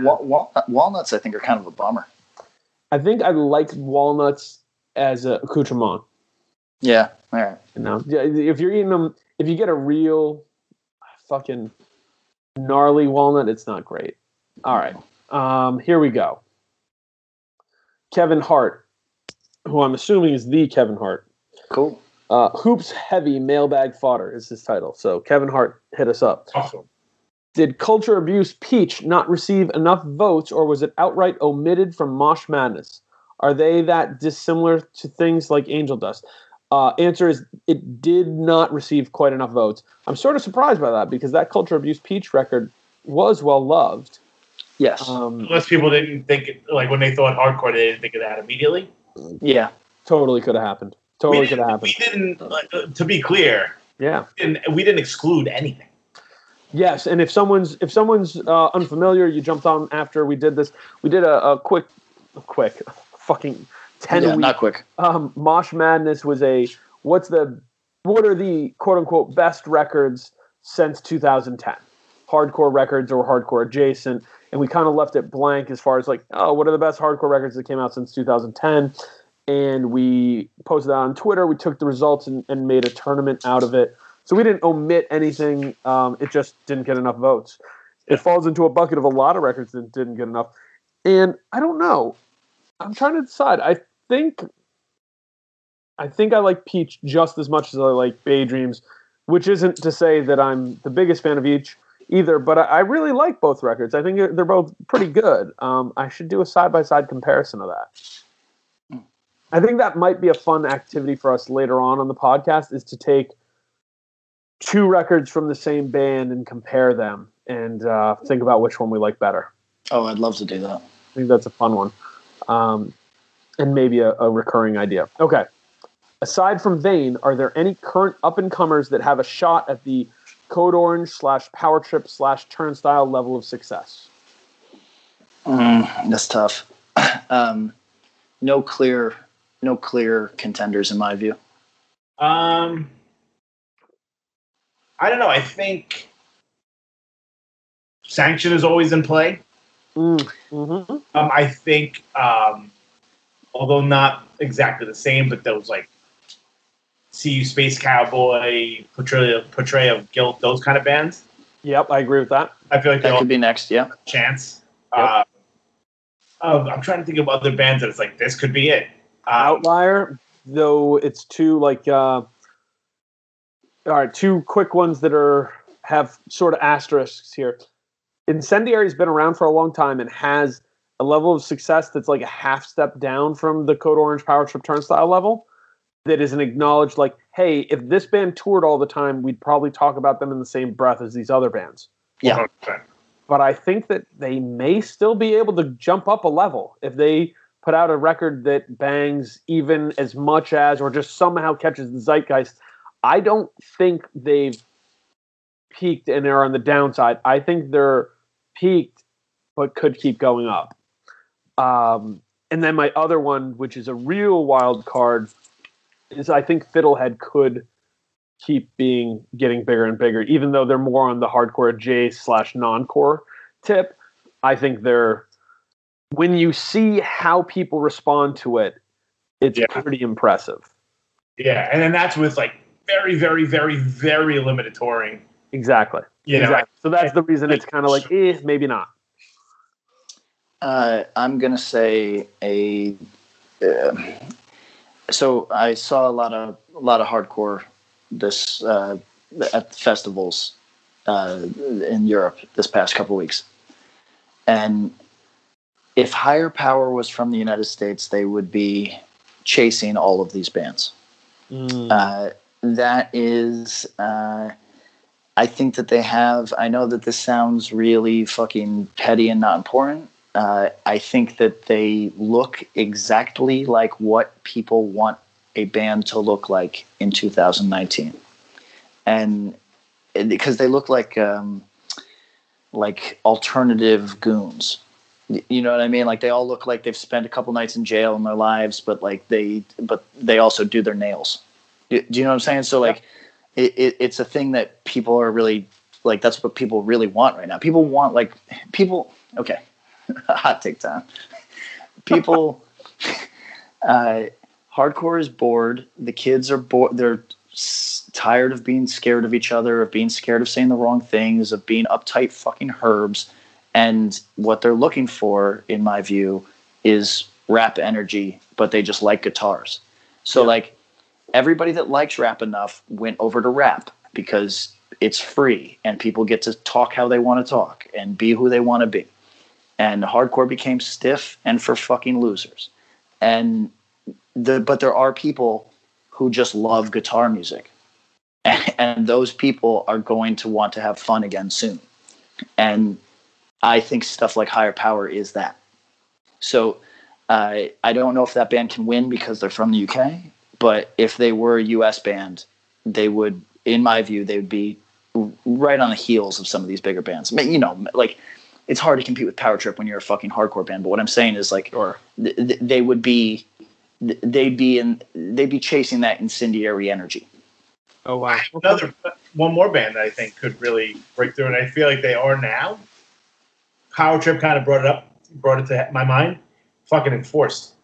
Oh, see, I can't speak to that yet. I don't know. I would love for them to. They need to keep bringing that energy. Some of their local shows look pretty lit, and then they're such an interesting one because they just did a big tour with who's the big band that they just toured with? Iron Reagan and someone else. Leeway and Sacred Reich. Sacred Reich, that's right.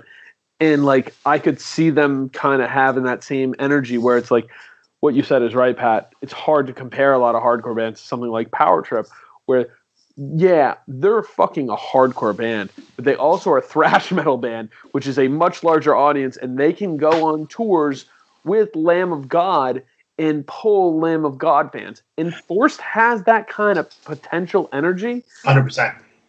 And it's just like, can they capture it? So wait and see. I like that. It's always a fun question to think about up and comers. I mean, I think we'd be selling candy short, not to mention them. True.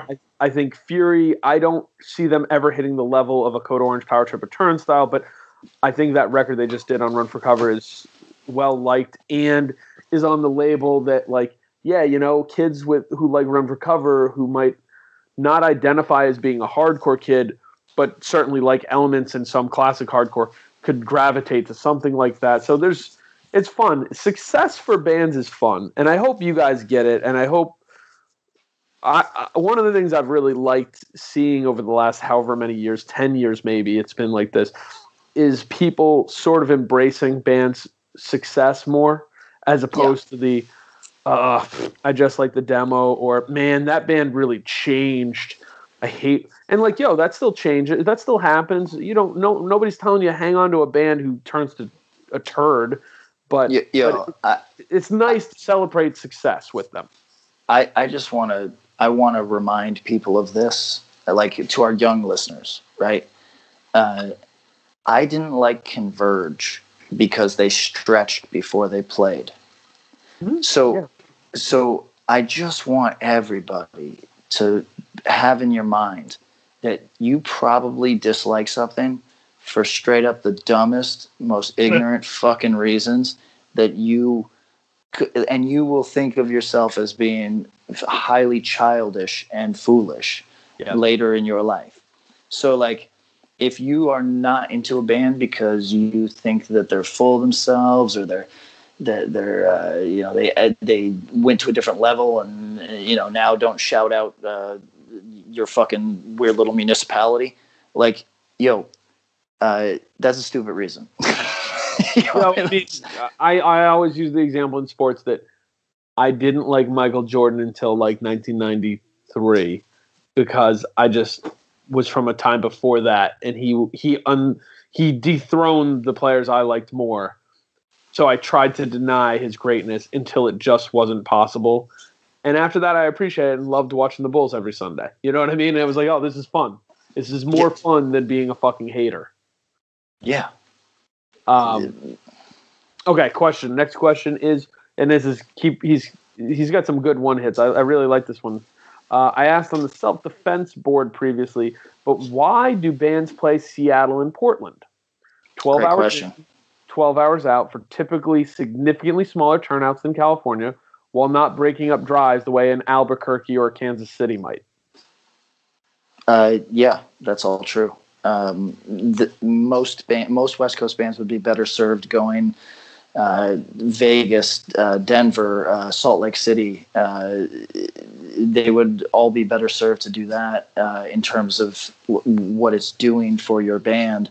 That said, I mean, Seattle and Portland are cooler cities than some of those cities, and there is something to be said for that. In my view, and look, I like both those cities. I like playing those cities, whatever. But like, in my view, there's a little bit of chasing cool, of preferring to be liked a place where people aren't lame. Yeah, I mean, I think that maybe that's the answer, is that Seattle and Portland are both cool cities. They both have sort of weird music histories, and they're both weird cities. And it's a sour and sort of hard acknowledgement to say, like, yeah, the turnouts, even the biggest turnouts, usually aren't that great, like just because of a numbers game. So I think the real answer is those cities are cool. So and like to be there. And let me just say, like, make my position clear. I don't give. I'm an adult now. I don't give a fuck about being cool. I would much rather go to Vegas and play a biker bar than go to a cool city. You know what I mean? Like, a quick aside. No names, because I actually quite like the band's music, but I watched at a festival something try to be cool. And in my adult space of being really happy where I'm at musically, and kind of like, at least with Drug Church, like kind of like an open rejection of cool. I was watching this band really, and they were cool. You know what I mean? Like, if I was like 17, I'd be like, oh, these dudes are cool. But like, I just got bored and went and watched Regulate. You know what I mean? Like it was like, yo, this is not for me anymore. It was just interesting because if like I'm a grown man, you would think that maybe Regulate wouldn't be for me, but I found more kinship with Regulate, a straight up hardcore band. And if we're gonna call hardcore like a youth oriented thing or whatever, maybe I'm past the point that that Regulate should be my preference there. But like, I felt so condescended to by cool that I was like, yeah, man, I think I'm just gonna go watch kids jump on each other. You know what I mean? I'm good with all this. Whatever this is, trying to win points with. I don't even know, people with dyed black hair. I don't know. Get me out of here. Tom, are there any cities, Seattle and Portland, are they top 10 cities, top 20? To me, top 10. Yeah, I think they're pretty good. Seattle's incredible. Portland is really cool. And the thing is, what are they, 3.5 hours apart, something like that? Yeah. And they feel different. That's neat. I don't know. Go to the Northwest. I like Kansas City. Albuquerque's never totally done it for me. But, I like weird places. All right. Here's where he tried to troll me and say Bob mentioned Kobe in an old episode as a top 5 player. I'm unsure if he meant all time at his peak, but is he even a top 5 Laker? He went Braun, Magic, Kareem, Wilt, Shaq. I immediately got into a back and forth where I said Kobe's a top 5 Laker and top 5-ish all time, and that the order is Magic, Kobe, Kareem, Shaq, Jerry West. LeBron needs to earn his stripes as a Laker first before we talk about him. Scenario. You're able to fix the upcoming draft lottery, a la Ewing to the Knicks. Tom, this was sent before the draft lottery. If you could have sent Zion Williamson somewhere, where would you have sent him? To New York. Yes, agree. I feel like New York sports, and maybe this is my own bias, sports are always better when a New York team is popping. Yeah. Even if you're not from here, it's always, I feel like if it's football, if it's basketball, baseball, hockey, it's always better when, not even New York, the major cities have some pop, whether it be the Cubs, whether it be the Dodgers, it's always cooler when it's like that. So do you guys both remember the World Series a couple years ago where it looked like there was a chance it was going to be Yankees-Dodgers? Yeah. Who did it end up being? Remember? Yankees-Dodgers. It was only a couple years ago. Here, hold on. I think it was... Was it Cleveland, Chicago?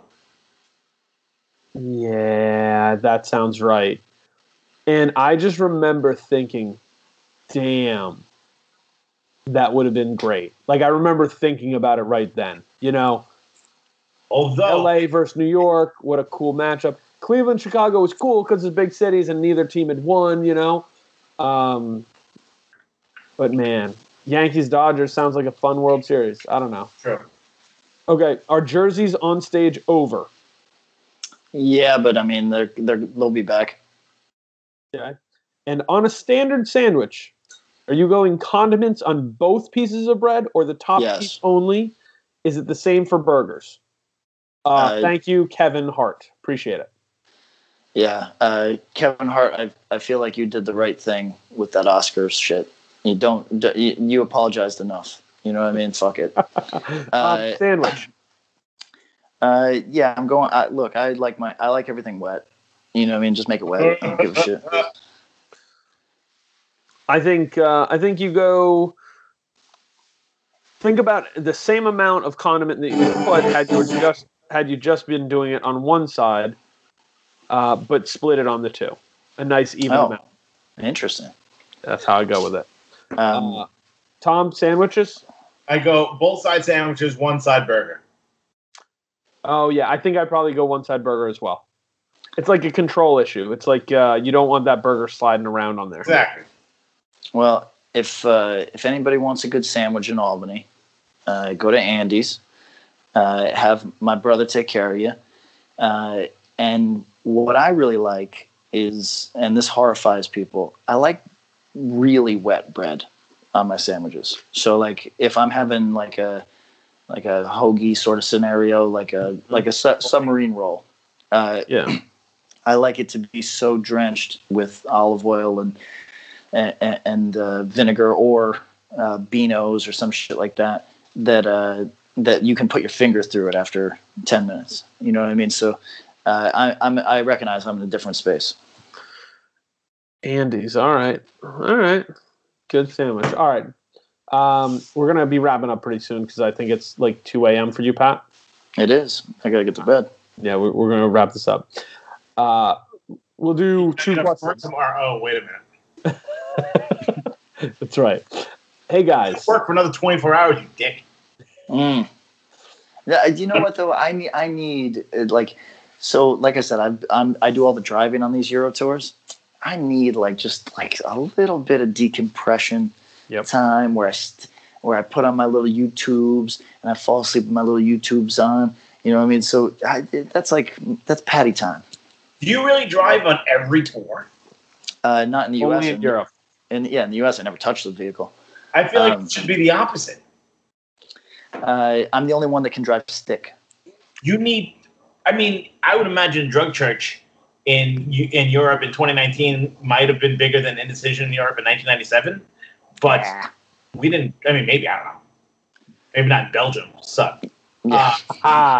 But I mean, we didn't drive. You had to have a multilingual driver. Yep. Yeah, but so not to sound like total old guy thing now, but I've been to Europe so many fucking times that I was talking to actually Martine from Terra the other day when we both think that we could probably navigate Stuttgart if you just dropped us off anywhere in Stuttgart. You know what I mean? like you've been there so fucking time, yeah. Yeah, so as far as driving, I actually do better on mainland because it's the same side of the street as the United States, whereas England, I almost kill us at least re-entering the UK. I always risk our lives because it's all roundabouts and you're going to go the wrong way eventually. You know what I mean? So if you're used to driving on the other side of the road, as I always am. So I drive over here because it's I'm not a very good driver, but it saves us so much money. All right. 2 more questions and we're moving. Non-core, so be quick. When you learn the same company that makes La Croix also makes Faygo, do you like La Croix more or less? More. Yeah. It's like the same thing, right? Yeah, same. Why does everyone look at me like I'm crazy when I try to talk to them about Juggalo culture? Yeah, I don't know. I think that's like it depends on where you are, really. If you're talking to your like church pastor about fucking Juggalo culture, or if you're talking to your 65-year-old aunt, like maybe there's a barrier there. The parallels with hardcore and Juggalo culture are pretty palpable. Oh yeah, and maybe a little too close to home, too close to the bone kind of deal. Yeah. We just don't wear face makeup that often, Yeah. Did you see the thing that came out that Juggalo face paint fucks with facial recognition software and it can't read your face? I did. I like that. So I think me too. We may have to go, whoop whoop. Yeah, Whoop, I mean, whoop. Get ready. Episode 101, we're going to make the switch. So you guys have another 25 or so episodes. It's for the Juggalos and Juggalettes. Yes. Do you trust getting veggie burgers from Burger King? I'm going to spread this and say, do you trust getting veggie everything from fast food joints as the veggie burger revolution has become full force? I don't know. A Frenchman gave me fucking a beef samosa the other day. I wanted to fucking put it through his fucking head. You know what? Sometimes if something's really convincing, I do a double take and will like break it up with my fingers to make sure it's actually. What are you looking for? A carrot or something? What? Yeah, looking for any sign that it is like it's got to look a little bit more like. Yeah, it's got to look more like poo poo. Yeah. Okay. Yeah. So trust? No, not fully yet. The Impossible Burger has made it real sketchy. Yeah. Yeah, I could understand that if you haven't eaten meat. The thing is, for me, at most of these places, the veggie burger just tastes much better than the real burger. Fast food burgers they're like the bottom of the meat barrel. It's like, honestly, scoop Taco Bell ground beef into my mouth with a spoon before you try to make me eat a Burger King burger or a fucking White Castle burger. It's really bad. So I know I've talked about this before. Because I haven't had a Burger King burger in 20 years. I don't know, but my bandmates, like my drug church bandmates, consider Burger King the lowest class of fast food. They refuse to eat it. And I think that's so weird because as a child, I always thought Burger King was the better burger to McDonald's. It was. They made a change sometime around, I want to say sometime around 2000. Oh, interesting. Because fast food burgers from Burger King were the last fast food burger I would eat. They had a good, junior bacon cheeseburger. I believe that was like on the 99-cent menu. That was good. The burger was good. Like the flame broiled thing was good. And then they kind of steered away from that, and it was just never the same. So you're not wrong. It's just that it's aged poorly. Who has the best fast food French fry? This debate always comes up, and people say, is Five Guys fast food or is that fast casual? But it's fast food. Fast food. Yeah, I would say that Five Guys has a good fry. I don't know. Robin. Are you saying Red Robin? Red Robin, French fry, pretty good. It is. I'm leaning fast casual on that because you have to sit down in a booth usually, right? Fair.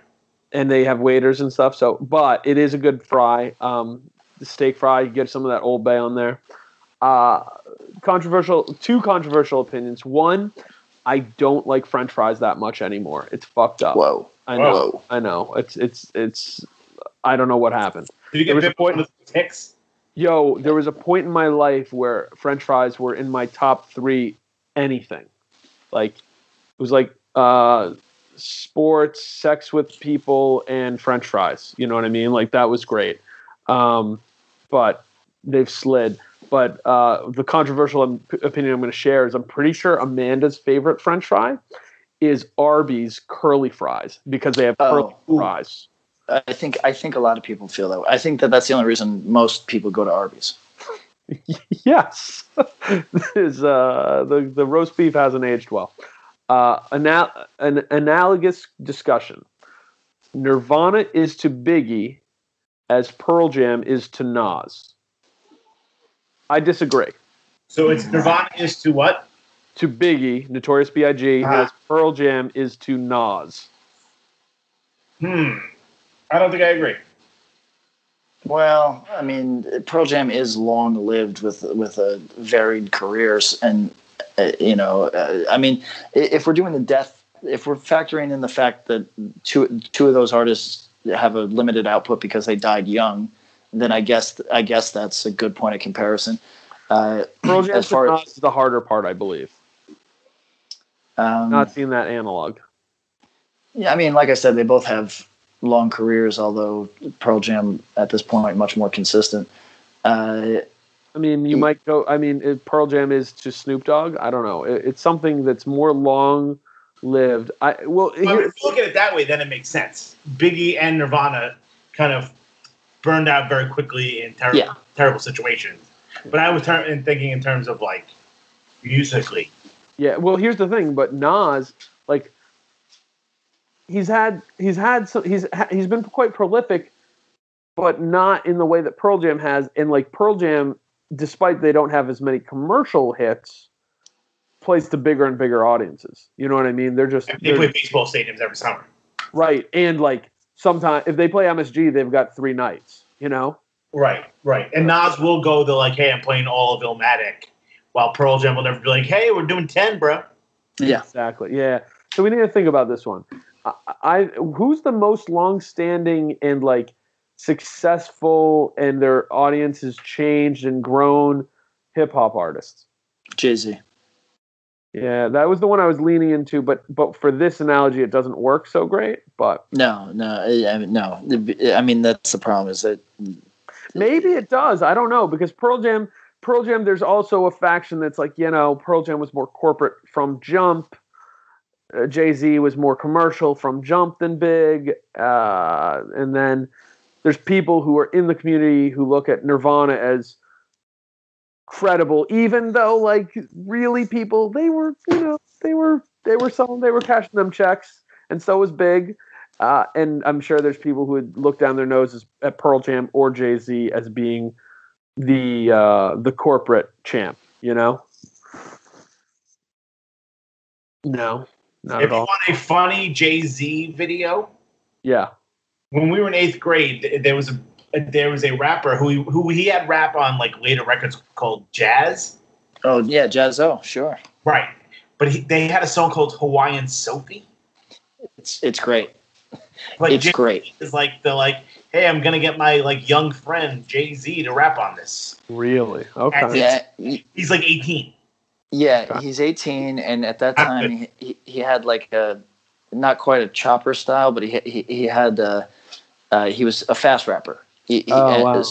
Which is part of why Jay-Z to me is a super remarkable artist, because he's actually changed 3 times like what he does, which is not easy to do. So as a young kid, he was rapping really fast, and the nature of like rap at that time, but also Jazzo, who was a little behind the times, was like very goofy, almost like Fresh Prince style. Yeah. They're wearing like Hawaiian shirts and shit. It's like Tom's right. It's hysterical. It's really fun. Lyrics are great. I'm reading them right now, and the video is amazing. All right. Heck, I can't call it. It's so bad. All right. But you know what? In 1989, I was all about it. Sure. Oh, fucking right. Jay-Z gets embarrassed by an old rapping clip by Jimmy Kimmel. He already fucking did it. All right. We're going to do one last one, the non-core 9 from Mike Lawson, because we have so many of these. We got to catch up. And then we're going to swing it over and do the Warren Live on Extra Grind set. So stay tuned here. Remember in the Ninja Turtles movie how cool the Foot Clan's hideout was? No, I don't remember. They had arcades, skate parks, karate, and no parents. It was every teenager's dream. True. Mm-hmm. Is it, in fact, 5 o'clock somewhere? You know what? I'm not good at math. I don't know the answer to that. Pretty sure, Pretty sure it's 5 o'clock somewhere. You find $2,000 cash in a bag. The bag has a name and address in it. The address isn't that far out of your way to Whole Foods. What are you doing? I'm taking the money and dropping that bag in a mailbox. Tom? You know what? I'd probably drop it off. Yeah. Quite honestly, when I was a kid, I lived in a place called Sunset Park, Brooklyn, which wasn't always the nicest place. Mm-hmm. And as kids, we found a fanny pack that's like $300 in it. Uh-huh. So we, in a garbage bag. So someone definitely got robbed and it got dropped there. Oh wow. And, we figured it out, blah blah blah. And like it was probably my father was like, you better return that because if you don't, anything you buy with it, it'll end badly for you. Oh. He's like, if you buy sneakers, you'll get hit by a car. Let's talk about superstitions. So Uncle Jerry is in decline, and I hit my mother and I said, I'm texting her and I said, how's everything going there? And she said, well, we're starting to get knocks at the back door, and nobody's there, so it's not going to be long now. And it's the most Greek idiotic thing. Like, remember when I was talking about Persians and you guys were like, oh, careful, we're going to get somebody that's mad. Don't get fired. I'm Greek. So I'm just going to say it's the most Greeks are idiots, and it's the most idiotic Greek thing to be like, uh-oh, the ghosts are knocking on the back door, or Uncle Jerry's going to die. But that's how. Wait a second. That's a thing. Yeah. I thought you were implying that, like, he was hearing things. So no. They think like Grim Reaper is like knocking. Yeah, correct. They're Greeks. I think I've told you this on this podcast. My great grandmother baked my toenails because that's how you make Greek children smart. Did you eat them? What the fuck is that? No, she just bakes them. You know what? Maybe she did feed them to me. What the fuck I know? That's crazy. But she had a fucking like a vaguely Christian but also totally heretical superstition for every fucking thing. Like, these are the people that like throw themselves on their husband's like open casket, like open graves, and wail and cry and shit. Like, but it's I how'd that get lost in your sauce? Is that getting lost in your sauce? In your sauce? How'd that get lost? Because you ain't throwing yourself grieving on the grave, I don't think. No, I don't even cry at sporting events the way that like Italians and Greeks do. I have no idea. Art data. Yeah, exactly. All right. If I found 2,000 cash in a bag and had a name, I would drop it, and I'd be pissed if they didn't give me a reward. What do you think is like the an acceptable appropriate $200? 10%. 10%. 10%. If somebody finds $500, give it 50. That's accurate. Give them, once you get down to 100, maybe you throw them a 20, but everything else, 10%. Yeah.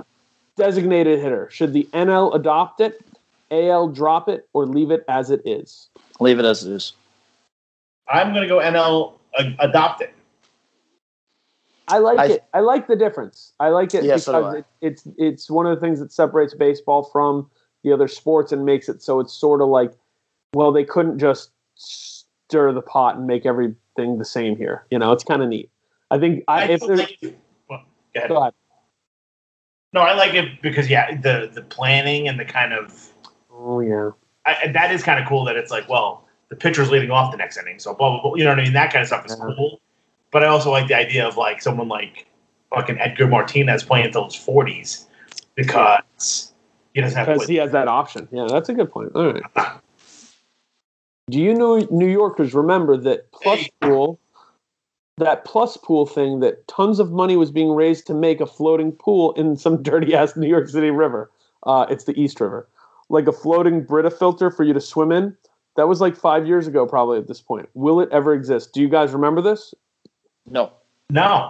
Okay, so it was really interesting. It was supposed to be a large floating filtered pool that floated in the East River, sort of kind of like off the shore of Williamsburg. And you were going to be able to go over to it and swim, and it was going to be like a public pool thing.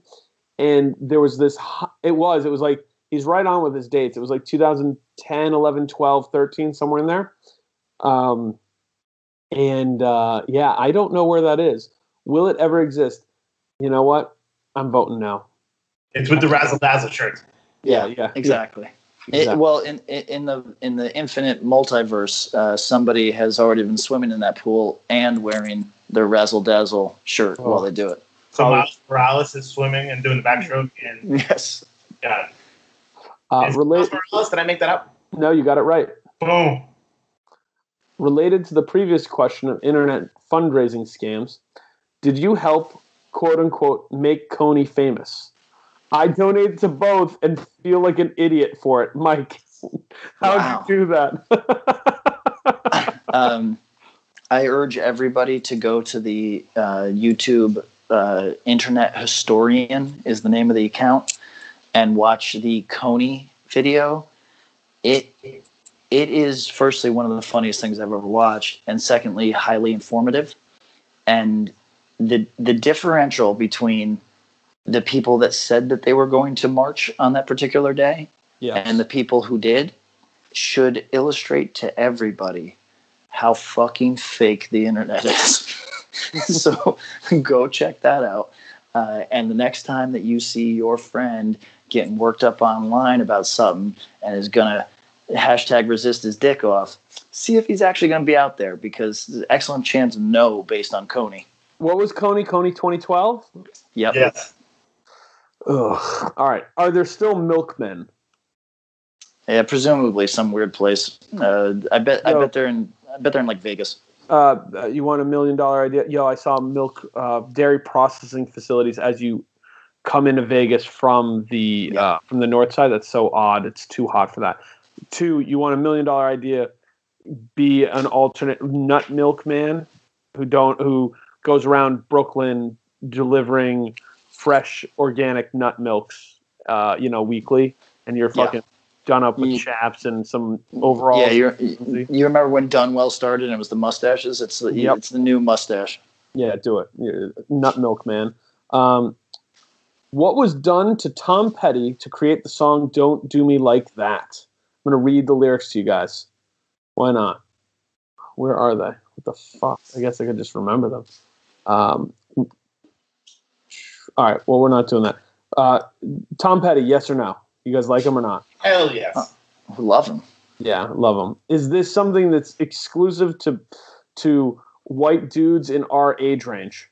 Yes. It's strong, but strong as fuck, dude. It's strong, but I guarantee you could play Tom Petty for virtually any age or race or ethnic background, and they would be vibing with Tom Petty. Tom Petty fucking rocks. If it weren't for people putting bugles on the ends of their fingers, would the company have gone out of business decades ago? For sure. Fuck with bugles. Fuck with them. The final scene in Inception, when Cobb comes home and sees his children. Real or dream? No, I don't remember. Never saw the movie. That was real. Real. Okay. So we're going real. I'm told there's a bunch of non-alcoholic bars popping up in Brooklyn. Is this weird? Hell yes. How's about you and I go get some Shirley Temples and virgin pina coladas? Mike, if you're game, we're game. I think it's kind of cool. Yeah? Well, for several reasons. Mm-hmm. If I may pontificate. Please. I think it's cool.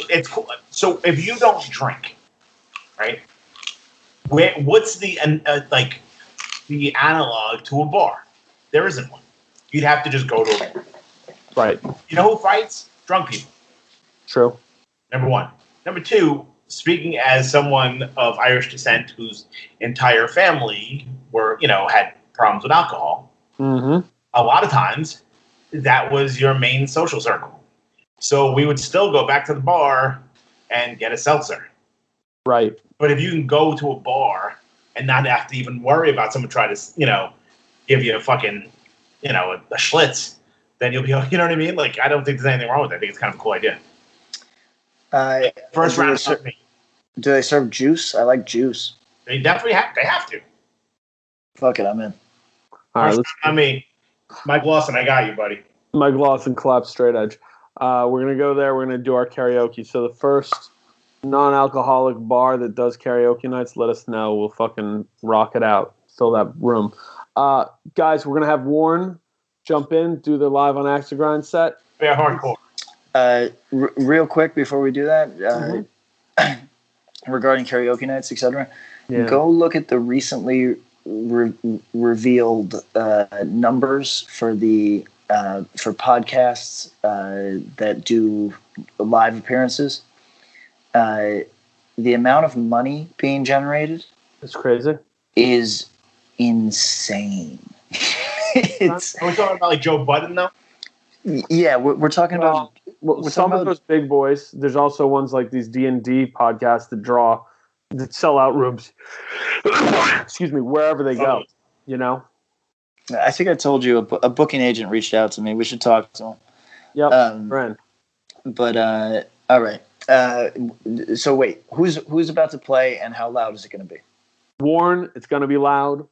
Go to bed. All right. Goodbye, everybody. Thanks, everyone. Thanks, Warren. Peace. Welcome to Live on X to Grind. My name's Bob, and today we have the band Warren. What's up, dude? What's going on? And you are? My name is Dan. I sing for Warren. Cool. You're the only one mic'd, so we're just doing a one-on-one interview right now. What happened? Why did you guys get here so late? We got caught up in some traffic. Where? The drummer got up late. Oh, the Yeah. secret. Is that real? What? Is that real? You woke up late? Well, he got out of work late. I got out of work late. Oh. Okay, what does he do for work? He works at a bar at a pizza restaurant called Sabatini's. It's pretty sick. If you go to Wilkes-Barre, I'd recommend checking it out. Okay. What is the correct way to say Wilkes-Barre? Wilkes-Barre. Okay. That's it. That's Wilkes-Barre. it. Not Wilkes-Barre. Nope. Not Wilkes-Barre. Not Wilkes-Barre. Okay. Have you ever been to the Wyoming Valley Mall? Of course. Tell me about it. It's where your dreams go to die. There's nothing in there.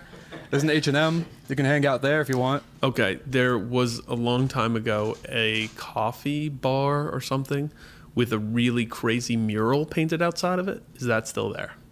No, that hasn't Okay. been there for like 15 Do you know years what I'm maybe. talking about? I vaguely remember it. Okay. Do you know what it looked like? Not particularly. Okay. Part of the female anatomy. We'll leave it at that. Okay. You were probably too young to put it together. That's probably like 6 or 7. Yes, you were. Okay, so Warren, you guys are from northeastern Pennsylvania. Yep. What do you guys got coming up? So we're doing Summer Breeze 2019 in Houston, Texas. Iron Age, Scourge, Bug, End All Be All.